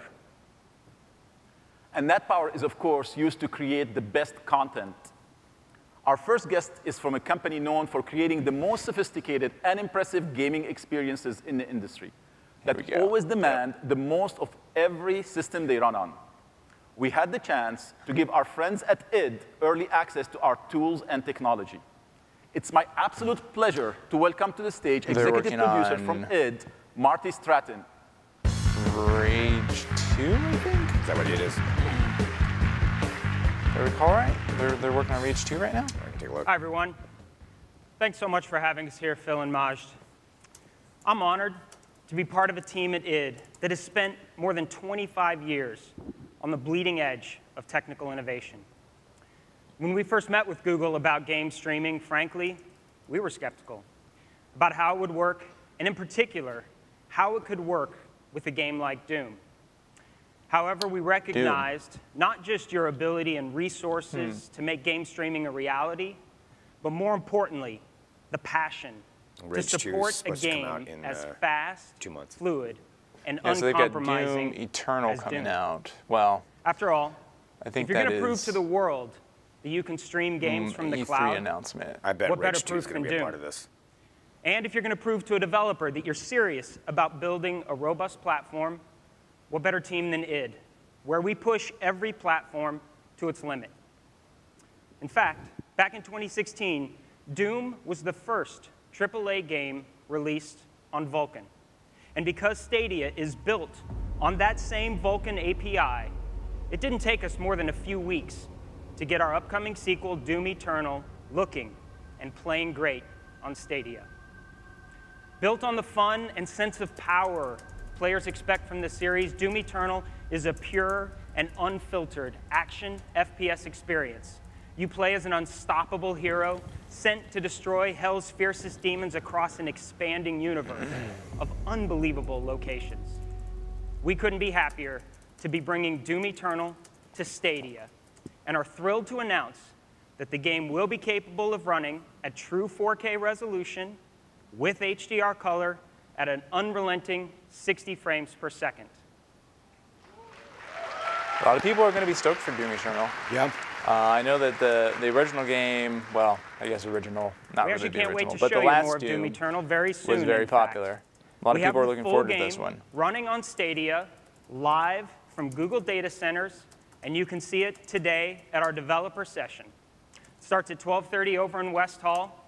You won't want to miss it. Thank you to Google and Stadia team so it's a pretty big for giving partnership. us this opportunity Although not to share a huge. bit about Doom Eternal. Thanks so much. You know, I don't think Doom, I think Doom is kind of a critical darling, and I don't think it has It's going to bring the wide range. I don't think it has so the much, reach Marty. of a lot of of privilege to work with id and really your big incredible AAA engineers and games. creators. For anyone who knows the franchise, you know Doom Eternal will look and play amazingly well on our platform. It was important for us to partner with a developer like id so that we could prove, because that's a not very just to fast-paced ourselves, game. but to the entire industry, that our platform is capable of supporting the most demanding titles. And Doom will be running on a single Stadia GPU. The fundamental benefit of our cloud-native infrastructure is that developers will be able to take advantage of hardware and power in ways never before possible. And that includes taking advantage of the power of multiple GPUs at once. We've asked our friends at UL Benchmarks, makers of 3D Mark, to put Stadia to the test. In this video, you can see some comparison points showing the difference between our single GPU and multiple GPUs. What you see here on the left of the line is running on a single 10.7 teraflop GPU. And on the right of the line, you can see the same content running on Stadia using multiple GPUs. In this demo, we're highlighting real-time fluid deformation. Accurate water simulation is one of the most compute-intensive effects for games. And it's a powerful example of what Stadia is capable of.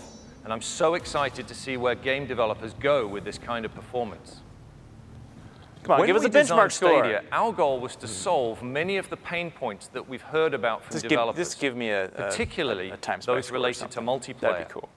In traditional platforms, the client and server are connected by the unpredictable internet, and therefore the multiplayer experience is limited by the client with the slowest or poorest quality connection. But with Stadia, that game client and server both remain on Google's networking backbone, resulting in predictable low latency, reliable connectivity, and data security, since no traffic gets exposed to the public internet. Developers who use Google's data centers can create a predictable multiplayer experience that scales to an order of magnitude greater than anything enjoyed by gamers going through today. Google's own networks. What that means is a synchronized state across a very high volume of players. I can see that. Where innovations like distributed physics can be built into your games. On where reducing Battle the latency Royale games could go from increasing hundreds the bandwidth of players today to thousands of players tomorrow. And yes, also means no people won't be able to. People won't be able to cheat.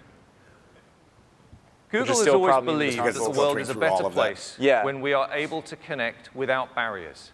And as a new generation game platform, Stadia will, of course, embrace full cross-platform play.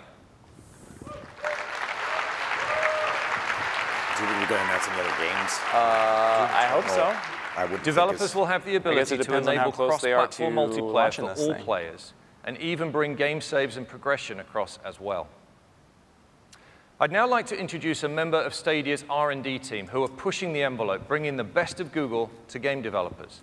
Please welcome to the stage our lead designer for research and development at Stadia, Erin Hoffman-Jung.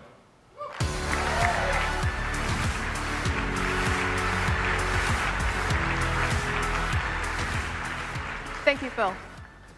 One of our team's favorite comments about Project Stream was a tweet that described Stadia's technology as the work of wizards. And we are incredibly fortunate to work with wizards every day, bending their magic toward games. I'd like to take you through a few technologies and features that we've been working on that are going to enhance the game development process for developers big and small. The first one is focused on multiplayer. Stadia not only provides high-performing multiplayer experiences from player to player, but also allows developers to create new, gorgeous gaming environments. Our friends at Tangent Games have been working with us on a technical proof of concept that you can see here behind me. They spent a few short weeks creating this beautiful multiplayer world with a persistent, massively destructible environment. It is a raw demonstration of scale and power using the best of Stadia technology, where every piece of the environment in this multiplayer world is destructible using real-time rigid body physics. It's a very, very large city.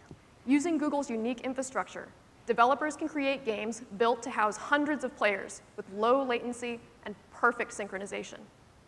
This demo will be available on the show floor if you want to check it out this week. I mean, that's not really anything As we were new building the platform, in we sense of like collaborated having with hundreds of individual players, developers, but we also thought about the trends scale in of game it development. is something When that we could thought be about really our impressive. most treasured gaming memories, something kept coming like that's back. on a browser. Something that we'd lost. Well, that too. When modern games start to push the boundaries of current hardware, rendering 2 or more scenes simultaneously becomes too resource intensive. And so split-screen couch co-op has been fading from gaming. But when all of your clients are in the cloud, couch multiplayer has new life again lack of through couch Stadia co-op is a in what we're constant calling complaint of Stream mine. Connect. In the past, the resources required to execute split-screen co-op have required developers to sacrifice more of their creative goals. With Stream Connect, we're making it possible to realize split-screen multiplayer without any performance penalty. Behind me, you'll see a technology proof of concept that we built at Google. It's called the Night Forest, a co-op demo with asymmetric player roles. Here we have 2 players, one hunter on the ground and a supporting aerial player, set up in a standard split-screen view. Each of these screens is powered by a separate Stadia instance. But what would happen to squad-based games if developers could allow players to call up the views of their teammates on demand, or utilize any polygonal surface as a receiver for another player's video stream? Stream Connect makes this possible with extremely little effort on the part of the developer, bringing dynamic squad-based gaming into easy reach, even for very small teams. We've shown you 3 views, but we can keep going. We can keep adding streams and shape how they're shown to the player, giving a designer not one, but unique. many cameras into a scene. It definitely is a Now big imagine advantage. if you That's could go definitely, beyond seeing even into players' with a worlds. high-end PC, that's not What if you something could that you interact can with really, them? Yeah, to have can that really kind do. Here we Yeah. have our streams configured into a command center. Oh. Did we? It looks like, well, so again, if you're watching right now, watching the Google Keynote watch party for the Game Developers Conference as we're where a 4th player can coordinate the movements of our There we drone, go. scientist, and hunter characters. Now that coordinator is reaching into the world and placing a beacon to call attention to a particular location. I am a little instantly by concerned the that they're other showing player. tech demos, though, and not games. Stream Connect is just one of the ways Google is working Came up to with this support concept. Well, developers that's in neat. creating That's something. more immersive and creative experiences. Sure, you can make that look whether great, bringing but- back effortless couch-based co-op or inventing entirely new multiplayer games. Our next technology demo focuses on the power of the Google Cloud and machine learning and how they can have an impact on accelerating developer creativity. Every developer feels the burn in pre-production to get to a game's magic sooner. We think Google's machine learning technology might have some answers. Here to talk about it is a developer known for creating some amazing, stylish, and celebrated independent It's going to games, be a loose Sancho. including Deadlight, Rhyme, and The Invisible Hours. That's stupid. Yeah, Please welcome this is Chairwoman of Tequila Works, Luz Sancho. Yeah. Oh, you're seeing it in the future. Greg over there has the crystal ball. I am very excited to be here for the I'm trying to unveiling remember of what the they Stadia worked platform. on. There are so many different benefits that the Stadia delivers to all developers. I can't big remember what and game small. it was. And particularly for a studio like ours. I hope that's what we get to see is some At Tequila more Works, actual we game. are very proud of the art styles I mean, of our games. We need games. It's something we spend a lot of time perfecting. Our development cycles typically last 24 months, They were and as behind you that can one. imagine, a large part of that time is dedicated to defining the art style of the game. Rhyme. I think this is going to be. We are particularly proud of Rhyme. Its visual one's already identity exists. created a lasting remember wanting impression to play with it, our players. But I But never it ended took up us picking a it up. long time to get to that final style.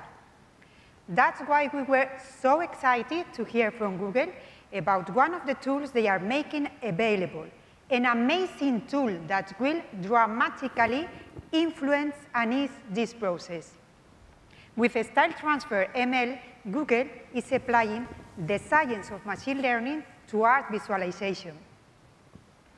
Style transfer is a machine learning technology that runs on the video frame created by the game. All of this happens in real time on a Stadia instance. We built this demo to show you what it can do. We start with a gray box world and take any image we want, in this case, Kandinsky's yellow, red, blue, and the model does the rest. Throw it Starry Night, and you have another style. Give it scratch art, and you get this. I mean, We're doing our part to empower the artist inside of every developer. The R&D team iterated through hundreds of art styles testing this technology. Seems like a little bit of a gimmick. And one of our favorites came from an old friend. Yeah.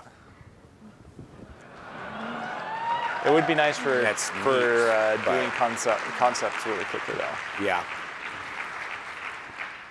What excites us and some of our partners This is the Game Developers Conference, so they're really talking to a developer audience. Just by feeding it more and more images.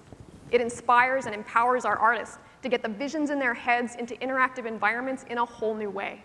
And this is just the beginning. We are using style transfer in our studio today, and we are blown away by the impact it's having on our latest creations. You will see it. This could really change everything. Thank you so much. Thank you. Let's give a shout out to the developers. Yeah. Thank you, Luth. Game developers out there. With style transfer, our goal is to help developers find the magic feels a little, of their games quicker. You can check out style transfer during the show. It's a little specific. It's a little like, yeah, that's cool, but creators inspire us to bring the best of Google to games. Like it's and creators like, are at the cool heart for like of Stadia. 10 minutes. Right. It isn't just what they create, I picture that more somebody but at how home those who's moments trying are to experienced amateur by game developer. players. It's like, oh, cool, moments that resonate for generations. Yeah, that's to come. more of the The target. last feature we want to introduce today at the heart. So is another special experience made possible maybe by this the will cloud. be It's called State Dylan Share. from And here Q to talk Games. about it from Q Games is Dylan Cuthbert. What do you know? Asking you shall receive. There it is. Hey everyone, it's great to be here with all of you today. As a veteran game developer, I love how creators on YouTube have brought our games to life. But I've always wished those experiences could be more social and like even more fun. If it is, I'm extremely what I think, excited by what I've learned from Google about bringing new ways to share a game's replayable moments. With a new technology called State Share, developers can let a player instantly share a playable moment from a game. This could include the world state, the player's position, items they're carrying, anything the developer wants to pack into a shareable moment. The game's state can be encoded into a link that tells Stadia where to pick up the game. This could be sent to one player, or it could be shared with thousands at the same time on YouTube, through email, apps, messaging, or wherever links can go. Yeah, To it me, is interesting. This totally changes actually, how I think about the experiences for players. I think I can create moments potential of this cannot specifically be for this kind of sharing. Cannot be overstated. Challenges to beat Like, my incredible it's- speed runs, or chances for other It's players basically to also you experience just created an those entire same, the like, possibility of an tough entirely new genre boss of game battles. there. I can That build was as never many possible shareable before. moments as I want, Yeah. and let the internet turn my whole game Like, yeah, you can into an share infinitely that with someone replayable else. treasure hunt. I was so intrigued with the But then possibilities game developers are going to make games of, specifically State for Share that. I designed a brand new game around it, and it's the biggest title this ever guy for did. Q Games. Right now, it's still under wraps, but I can't wait to reveal more about this game later this year. Thank you very much. Thank you very much. I think it's Alexis on Facebook who's enjoying the live stream. And if anybody else has any comments, questions, we Thanks, are Dylan. broadcasting this live. So State Share let us is know. one more way that Stadia is working to empower developers with entirely new tools that embrace a player's desire to discover, share, Also and build wonder what a this community. means for single-player We're games. extremely excited by the in general. reception Like, it's gotten if from our you early can partners you so far. could you And just with pick that, up a single-player I'd like to game introduce later the head of gaming in the at game YouTube and just to like tell you skip what the Stadia beginning? means for Yeah, content just jump creators. right into it. Please welcome Ryan Wyatt. Like if I want to play a Final Fantasy game, I can just skip the first 5 hours. Thanks, and get to the Aaron. good part. This is where I think we I'm find very more about how excited they're to going be after here Twitch. at the unveiling of Stadia. As you've heard, Stadia is about delivering the best developer experience so that the best games can be made. But we're also committed to making sure we have the best creator experience so that the entire community gets stronger together. YouTube is where people come to watch gaming. More than 200 million gamers come to YouTube every single day to engage with their favorite games and creators. And they come because of the community of gaming creators and viewers who have turned YouTube into the gaming platform that it is today. We're always looking for ways to strengthen the connection between creators and viewers, and Stadia is designed to bring them together like never before. Gaming has always been the backbone of YouTube since the platform first was founded in 2005. And one thing YouTube gaming creators want is to engage with their fans. That will always be the most important thing to them. That's why over 50 billion hours of gaming content was watched on YouTube last year alone. And to just give you an idea of how much 50 billion hours is, you could walk to Pluto and back more than a dozen times. Stadia is focused on empowering both creators and viewers to achieve new heights by breaking barriers of content capture and creating unique ways to engage with and grow a creator's audience. Established creators will have new ways to engage and monetize on YouTube with Stadia features. And with aspiring creators, we're going to break down the barrier of entry in capturing content by giving you the ability to highlight, live stream, and capture directly from Stadia. We've already seen the idea of any YouTube link being a direct access point into the game, and that is a huge opportunity for both big and small creators. That is pretty interesting. We're empowering creators to forge deeper connections with their audience, and one of those ways will be to make it easier to actually game with them. Often when you're watching a stream, you find yourself wishing you could be in there playing alongside with your favorite creators. On traditional platforms, you'd have to fire up your console or your PC and just hope that you get matched up with them. However, that's something Amazon's going to have to and a new get into feature gear called and get on the Crowd Play, Twitch. You'll be able to simply click For a button sure. displayed right in the stream and jump in and play with YouTube creators that you're watching. Take a look at the video behind me. It's a live stream of NBA 2K. You're in line to play. Right, yeah, I mean. The person watching. It's like when you're 8 years old and you're like waiting to play the console. Placed into the Yeah. lobby for the next game. Department If you think store or about it, whatever. Crowd Play can act like an all-new lobby system for games. I mean, it's And definitely with cool. Stadia, YouTube becomes the ultimate discovery and engagement tool for content. Yeah, how many people And of can one course, creator YouTube creators will have Not full very many. management Not very capabilities many. over this feature. You get 60 seconds. To all the game developers, publishers, and the millions of YouTube content creators out there, soon we'll have more information to share on these engagement tools and how we'll be working with you to connect with and build your communities. I'd now like to introduce a friend of mine to the stage.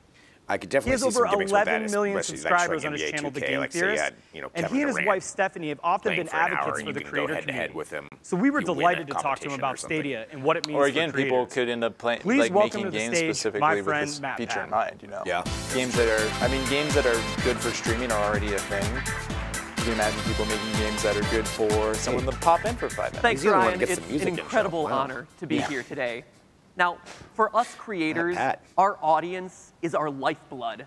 Whether we're breaking down the real-life science of the fictional world of Fallout, or diving into the theories behind bending the ink machine, or simply streaming gameplay on our live stream channel, GT Live, we're always looking for new ways to connect and engage with our audience.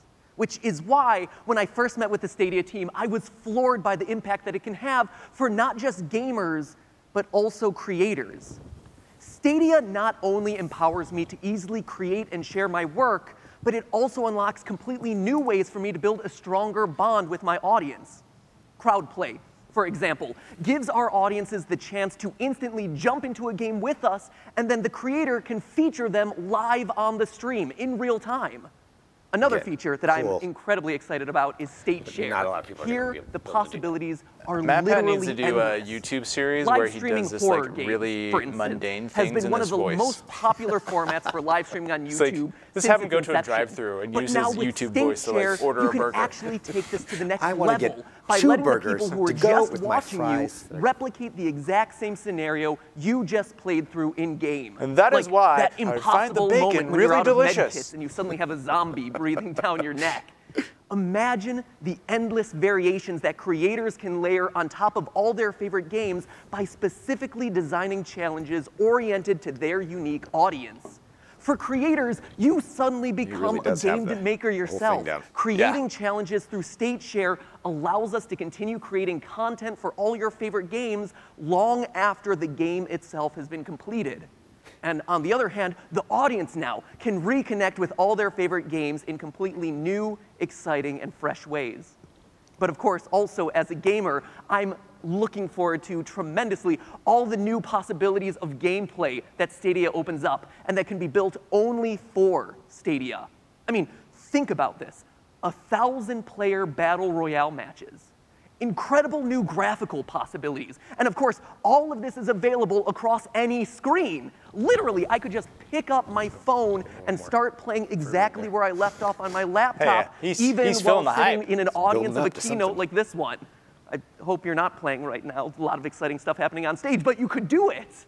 Stadia just truly unlocks new opportunities Someone to puts their create, Pokemon share, Go in the and pocket. engage across YouTube. You caught me. I am personally thrilled about what Stadia brings to the table, how it unites technology and entertainment in completely new ways that we have never seen before, and in ways that can only be possible through the combined power of Google there he goes. and YouTube. So I thank the Stadia team for having me in here today. I can't wait to see what else you guys have in store, and I'll see the rest of you on the floors of GDC. Thanks, Matt Pat. Thanks, Ryan and Matt Pat. Connecting players and creators to their favorite games is core to our vision. We've shown you how YouTube and Stadia offer the ability for gamers to connect with content creators and game developers in extraordinary ways. There is another Stadia integration with YouTube that we're really excited about. Tell us how much it costs? Designers love creating challenge. But as games reach more and more people, the design problem of creating a perfect challenge gets more and more difficult. When a player is stuck Well, they don't on a really have level much or to sell puzzle yet. and desperately wants that next beat in the story or the breathtaking not views ready in the to go. next level, what do? Possibly. Today, It's gonna be- they have to leave the game, fire up YouTube, find I mean, the what right do they have to video, sell so far? scrub the right Assassin's part Creed of that Odyssey and video, Doom and Eternal. watch how it's done. And that's not With enough. Stadia, that help will be just a button press Or maybe there's away. not going to be a monthly Take this example subscription. from our Maybe friends at the Crystal developers Dynamics are with going Rise to of be the Tomb paying Raider. for it. When the player gets stuck on a level, like me, instead of grabbing a That's laptop possible. or a phone, they just need to push the button on the Stadia controller to get help from the Google Assistant. No distractions, no need to take there your it eyes off the game, and no secondary devices needed. Is that Tomb Raider? That's kind of cool, but I mean, It's another deep way in which we're connecting players with the games they love.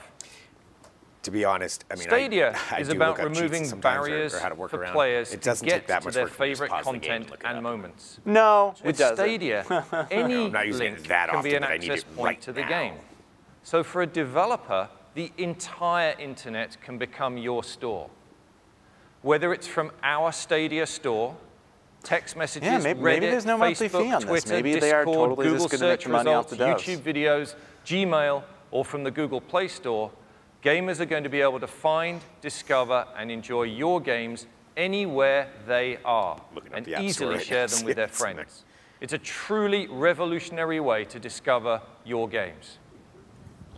Stadia will be home to a variety of games, and we're happy to say that we will offer comprehensive parental controls for all content. We've already shipped development hardware to more than 100 studios around the world, and more than 1,000 creatives and engineers are hard at work bringing their games to our platform. In addition to partnering with developers big and small, I'm also thrilled to announce that today we are forming Stadia Games and Entertainment, which will build experiences designed exclusively for Stadia as Google's So they don't have own any games yet, but they're first-party going game to. studio. This is it, yeah. These are the standalone games that they're going to have. I mean, you would think they'd give one example right now. And we've recently been joined by one of the industry's most successful executive producers to lead that organization. Ladies and gentlemen, I'm not please sure if that welcome was already the known. new It head of probably Stadia was. Games and Entertainment, Jade Raymond. But yeah, big name. Yeah, Thank she you, just Phil. got hired, right? Thank you, everyone. I am I'm so not sure when honored exactly to when she be was here hired. at the unveiling of Offhand. Stadia. In my career, I've been lucky believe it was enough just like to last- work with some of the last couple most of weeks. talented But you know, and it's funny, as much as this is passionate like an always online developers in the thing, world. Passion is a at new the player root like of Google, all I think, great could offer a lot games. to people who want more And it's what traditional, motivated me to join Google. sort of like What I love about single games player is that we experiences, which have continue become to redefine kind of what rare a game is. from the major game When developers. I was 12, Yeah. I saw the holodeck on an episode of Star Trek. And even though the games I played at the time were side-scrolling, pixel-based kind of games like Mega Man, it was obvious to me that one day games would take place in fully immersive worlds. Today, you What's have that weird seen little rock some that's like in the corner of the incredible stage? tech. No.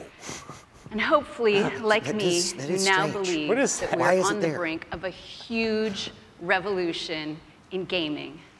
One that will unlock a whole new level of creativity for developers. There are no limits to the human imagination. Now that the data center is your platform, the processing power is limitless as well. I'm excited to announce that as the head of Stadia Games and Entertainment, I will not only be bringing first-party game studios to reimagine the new generation of games. Our team will also be working with external developers to make all of the bleeding-edge Google technology you have seen here today available to partner studios, big and small. We are committed I was hoping they were going to break that out. to going down the bold path. Exactly. Just me. Learning Not a what game is working best, and sharing key tools and tech so that we can take games to the next level together. The way I see it, there has never been a more exciting time to be a developer. And Stadia will be a driving force defining the future of games and entertainment. Thank you.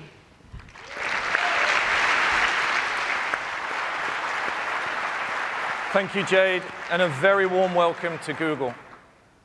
With Stadia, our goal is to combine the world of people who play games and the world of people who watch games into one global community powered by the best of Google. We've shared a lot today. With Stadia, you'll be able to build your games backed by Google technology like Google Assistant, ML, and TensorFlow. You will be able to deliver your games to more gamers across the globe through Chrome, I don't think they're going to say. Pixel. I don't think they're going to say. You'll be able to connect with the biggest community of gamers and YouTube content creators. So, how do you get involved? For developers who want to create content for Stadia, we welcome you to go to stadia.dev, where you can apply to get access to development tools. If you want to partner with our team at Google to help bring your game to market, we have Stadia Partners, a program designed to give you the resources your team needs to make something great. And for players who want to be the first to learn more, you can go to stadia.com and follow us on these social channels. So, when will players be able to experience Stadia? Oh, here we go. I'm thrilled to announce that Stadia is launching this year, 2019.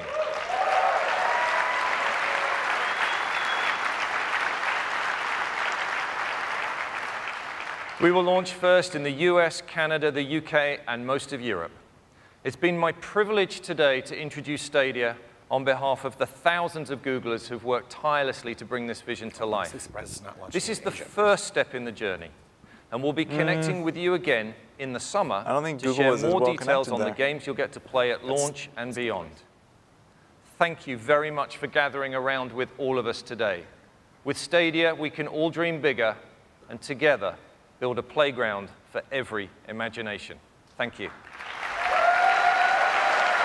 The future of gaming. It's not a box, it's a place where we can all play. Not yet. All kinds of games across all kinds of screens. A place that you can get to instantly with just a click. I think you're really going to get Matt Pat a run. I know. I just was thinking. No boxes, no downloads, no limits. What more could you want? It never stops getting better. It's got the 4Ks and the HDRs. And anything else that comes next has that too. Announce the new... Whatever, just say it. It has it. The Stadia.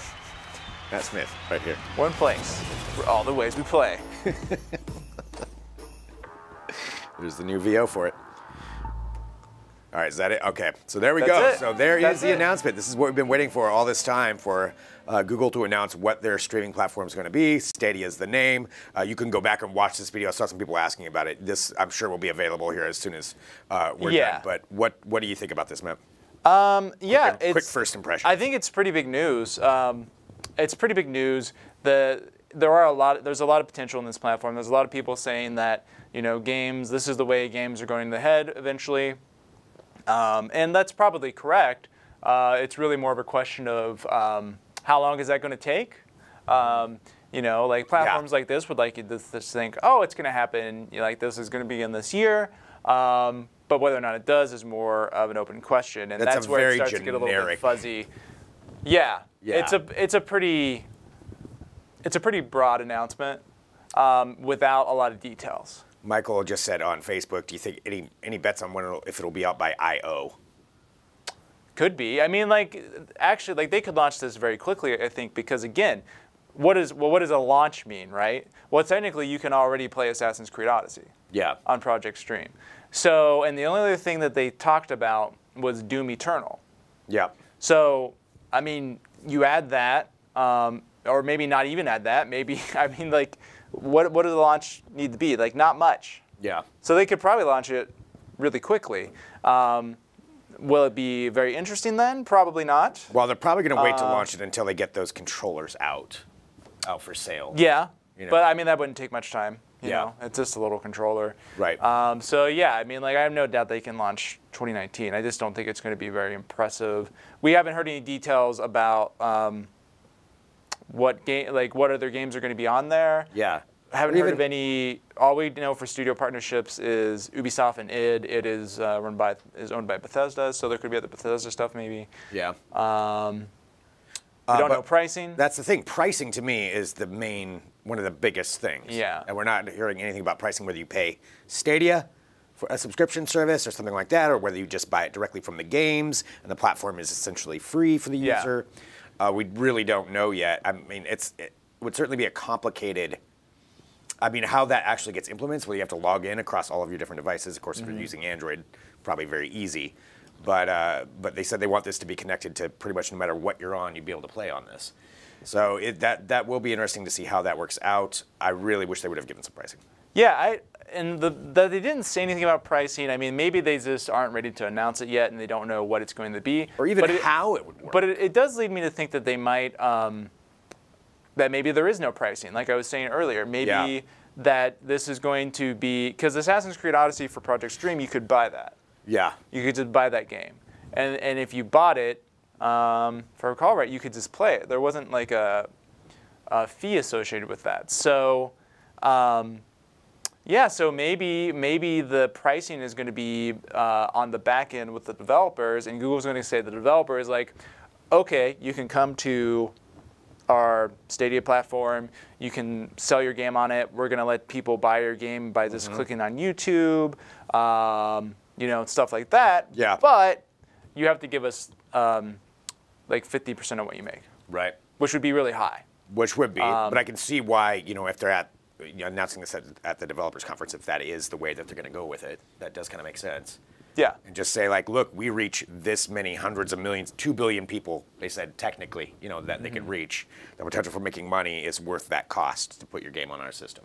Yeah. I think that's smarter from the adoption end of like getting people to use it because, like part of what made that initial test really exciting with Assassin's Creed was because it was that you could do it basically for free for a couple months, and it was like it was kind of nuts. It was like, are you kidding me? Like this is a game that just came out at $60, right? To play Assassin's Creed and for this test, I could play it for free, and then later you had to buy it buy it at a retail price. But to have no additional fees would really help adoption a lot, because basically at that point people are sitting down on their device and they're saying, well, I'm going to pay $40 or $60 or whatever for this game. I could do it on my console and just play on my console, or I could do it for Stadia and then I can play it on everything. Yeah. So that's really appealing. But the trouble then is then you have to convince the developers that it's worth their while. Yeah. To pay whatever they have to pay to get on Stadia. Yeah. Yeah. If that's the way that it goes. That might be a tough sell, for a lot of developers. I mean, you might have stores like the Epic stores. Their thing is that they charge a very low fee. Like they take a very, very small cut, and they've gotten a lot of attention from developers wanting to bring their game to that platform as a result of that. Well, it'll definitely be interesting to see where it comes out again. So Google Stadia, they said it's going to come out this year, 2019. What all that means, I mean, there's a lot to digest from what we just saw. There's a lot of questions that are still out there. I'm sure we'll be having a write-up on this, momentarily. There's probably already stuff up on the site about it. Yeah. We'll have more. We'll be updating that with all the details. as time goes on. Although there, again, there aren't a lot of details. It's just, it's coming. You're gonna be able to do a whole lot of cool things with it on multiple devices. As far as how much it's going to cost or what games you can play, still a little fuzzy. Yeah. But it is a very meaningful announcement. It's a big player getting into the game. It is a big player. I would caution, a little bit. This is one of those announcements that, on the one hand, is huge and has a lot of potential. Mm-hmm. But on the other hand, because we really, the proof is in the pudding, whatever phrase you want to use, we don't really see the potential until it actually comes out. Yeah. And Google has made sort of attempts at doing game stuff in the past. Apple's the same thing. And the problem that traditionally happens with these big companies like Google and Apple is that they'll come into gaming and they'll start doing something, but it's never their main thing. Yeah. So on the other hand, as easy as it is for Google to get in and start doing this kind of stuff and make a splash, it would also be very easy for, I guess technically it would be more technically correct to say Alphabet, which is the parent company. Yeah. These days, it would be very easy for them to just say, you know what, we did a cost benefit, we weren't going to make that much money, and then just kind of drop it. They do shut stuff off all the time if it's not making money. Yeah, they do. Yeah. They do. And for the companies that are this large, the gaming stuff isn't necessarily their main thing. Well, to get these developers in there, they have to make some kind of a commitment to be like, we're going to be here for the long haul. If you're going to develop a game for us, you're not going to just have that go to waste. I'm sure that's exactly what they're saying. They're not going to say we'll do this and maybe it'll work out, and maybe it won't. Yeah. They're going to be like, oh, a year's worth of work. Imagine how much you're going to sell through our platform, but that doesn't mean they won't pull back. Well, a lot to figure out with this. So again, just taking a look there. That was the Google Keynote speech from the Game Developers Conference. Having our watch party here for that. I think probably we'll work towards wrapping up here now that we've kind of gotten this, kind of digest everything that we've seen. We're broadcasting live, so everybody who's been joining us for this, thank you. This is why it's so much fun doing these watch parties for different events. I'm pretty sure we're going to be doing one actually next week for Apple's event, which is on the 25th. So some pretty exciting stuff that's going to be going on with that. Matt, thank you for sharing your insight. Yeah, no problem. As we go through this. Absolutely. And thank you, everybody, for watching. So again, Digital Trends Live. We broadcast live every weekday, 9 a.m. Pacific, noon Eastern. So hit subscribe wherever you're watching us right now. Hit subscribe to there, and that way you can get notifications when we do go live. We have all kinds of tech interviews, headlines. We keep you up to date with everything. That happens every weekday. And then special events like this, we get to share in it with you and watch this together and find out. So we have a new gaming platform that's coming out sometime this year. Sometime this year. With some things. With some things. And stuff that maybe you can play. But a lot though that's going on in there. So this could be a huge deal. We'll find out more as we go through. Like we said, follow Digital Trends. We'll be having write-ups. We'll bring you up to date with everything that we find out past this, everything else that goes on, maybe some inside information that we'll get up there. But all of that is at Digital Trends. Follow us on all the different platforms that we're available in. I'm Greg Nibler. Thanks for watching. We'll talk to you tomorrow with more Digital Trends Live.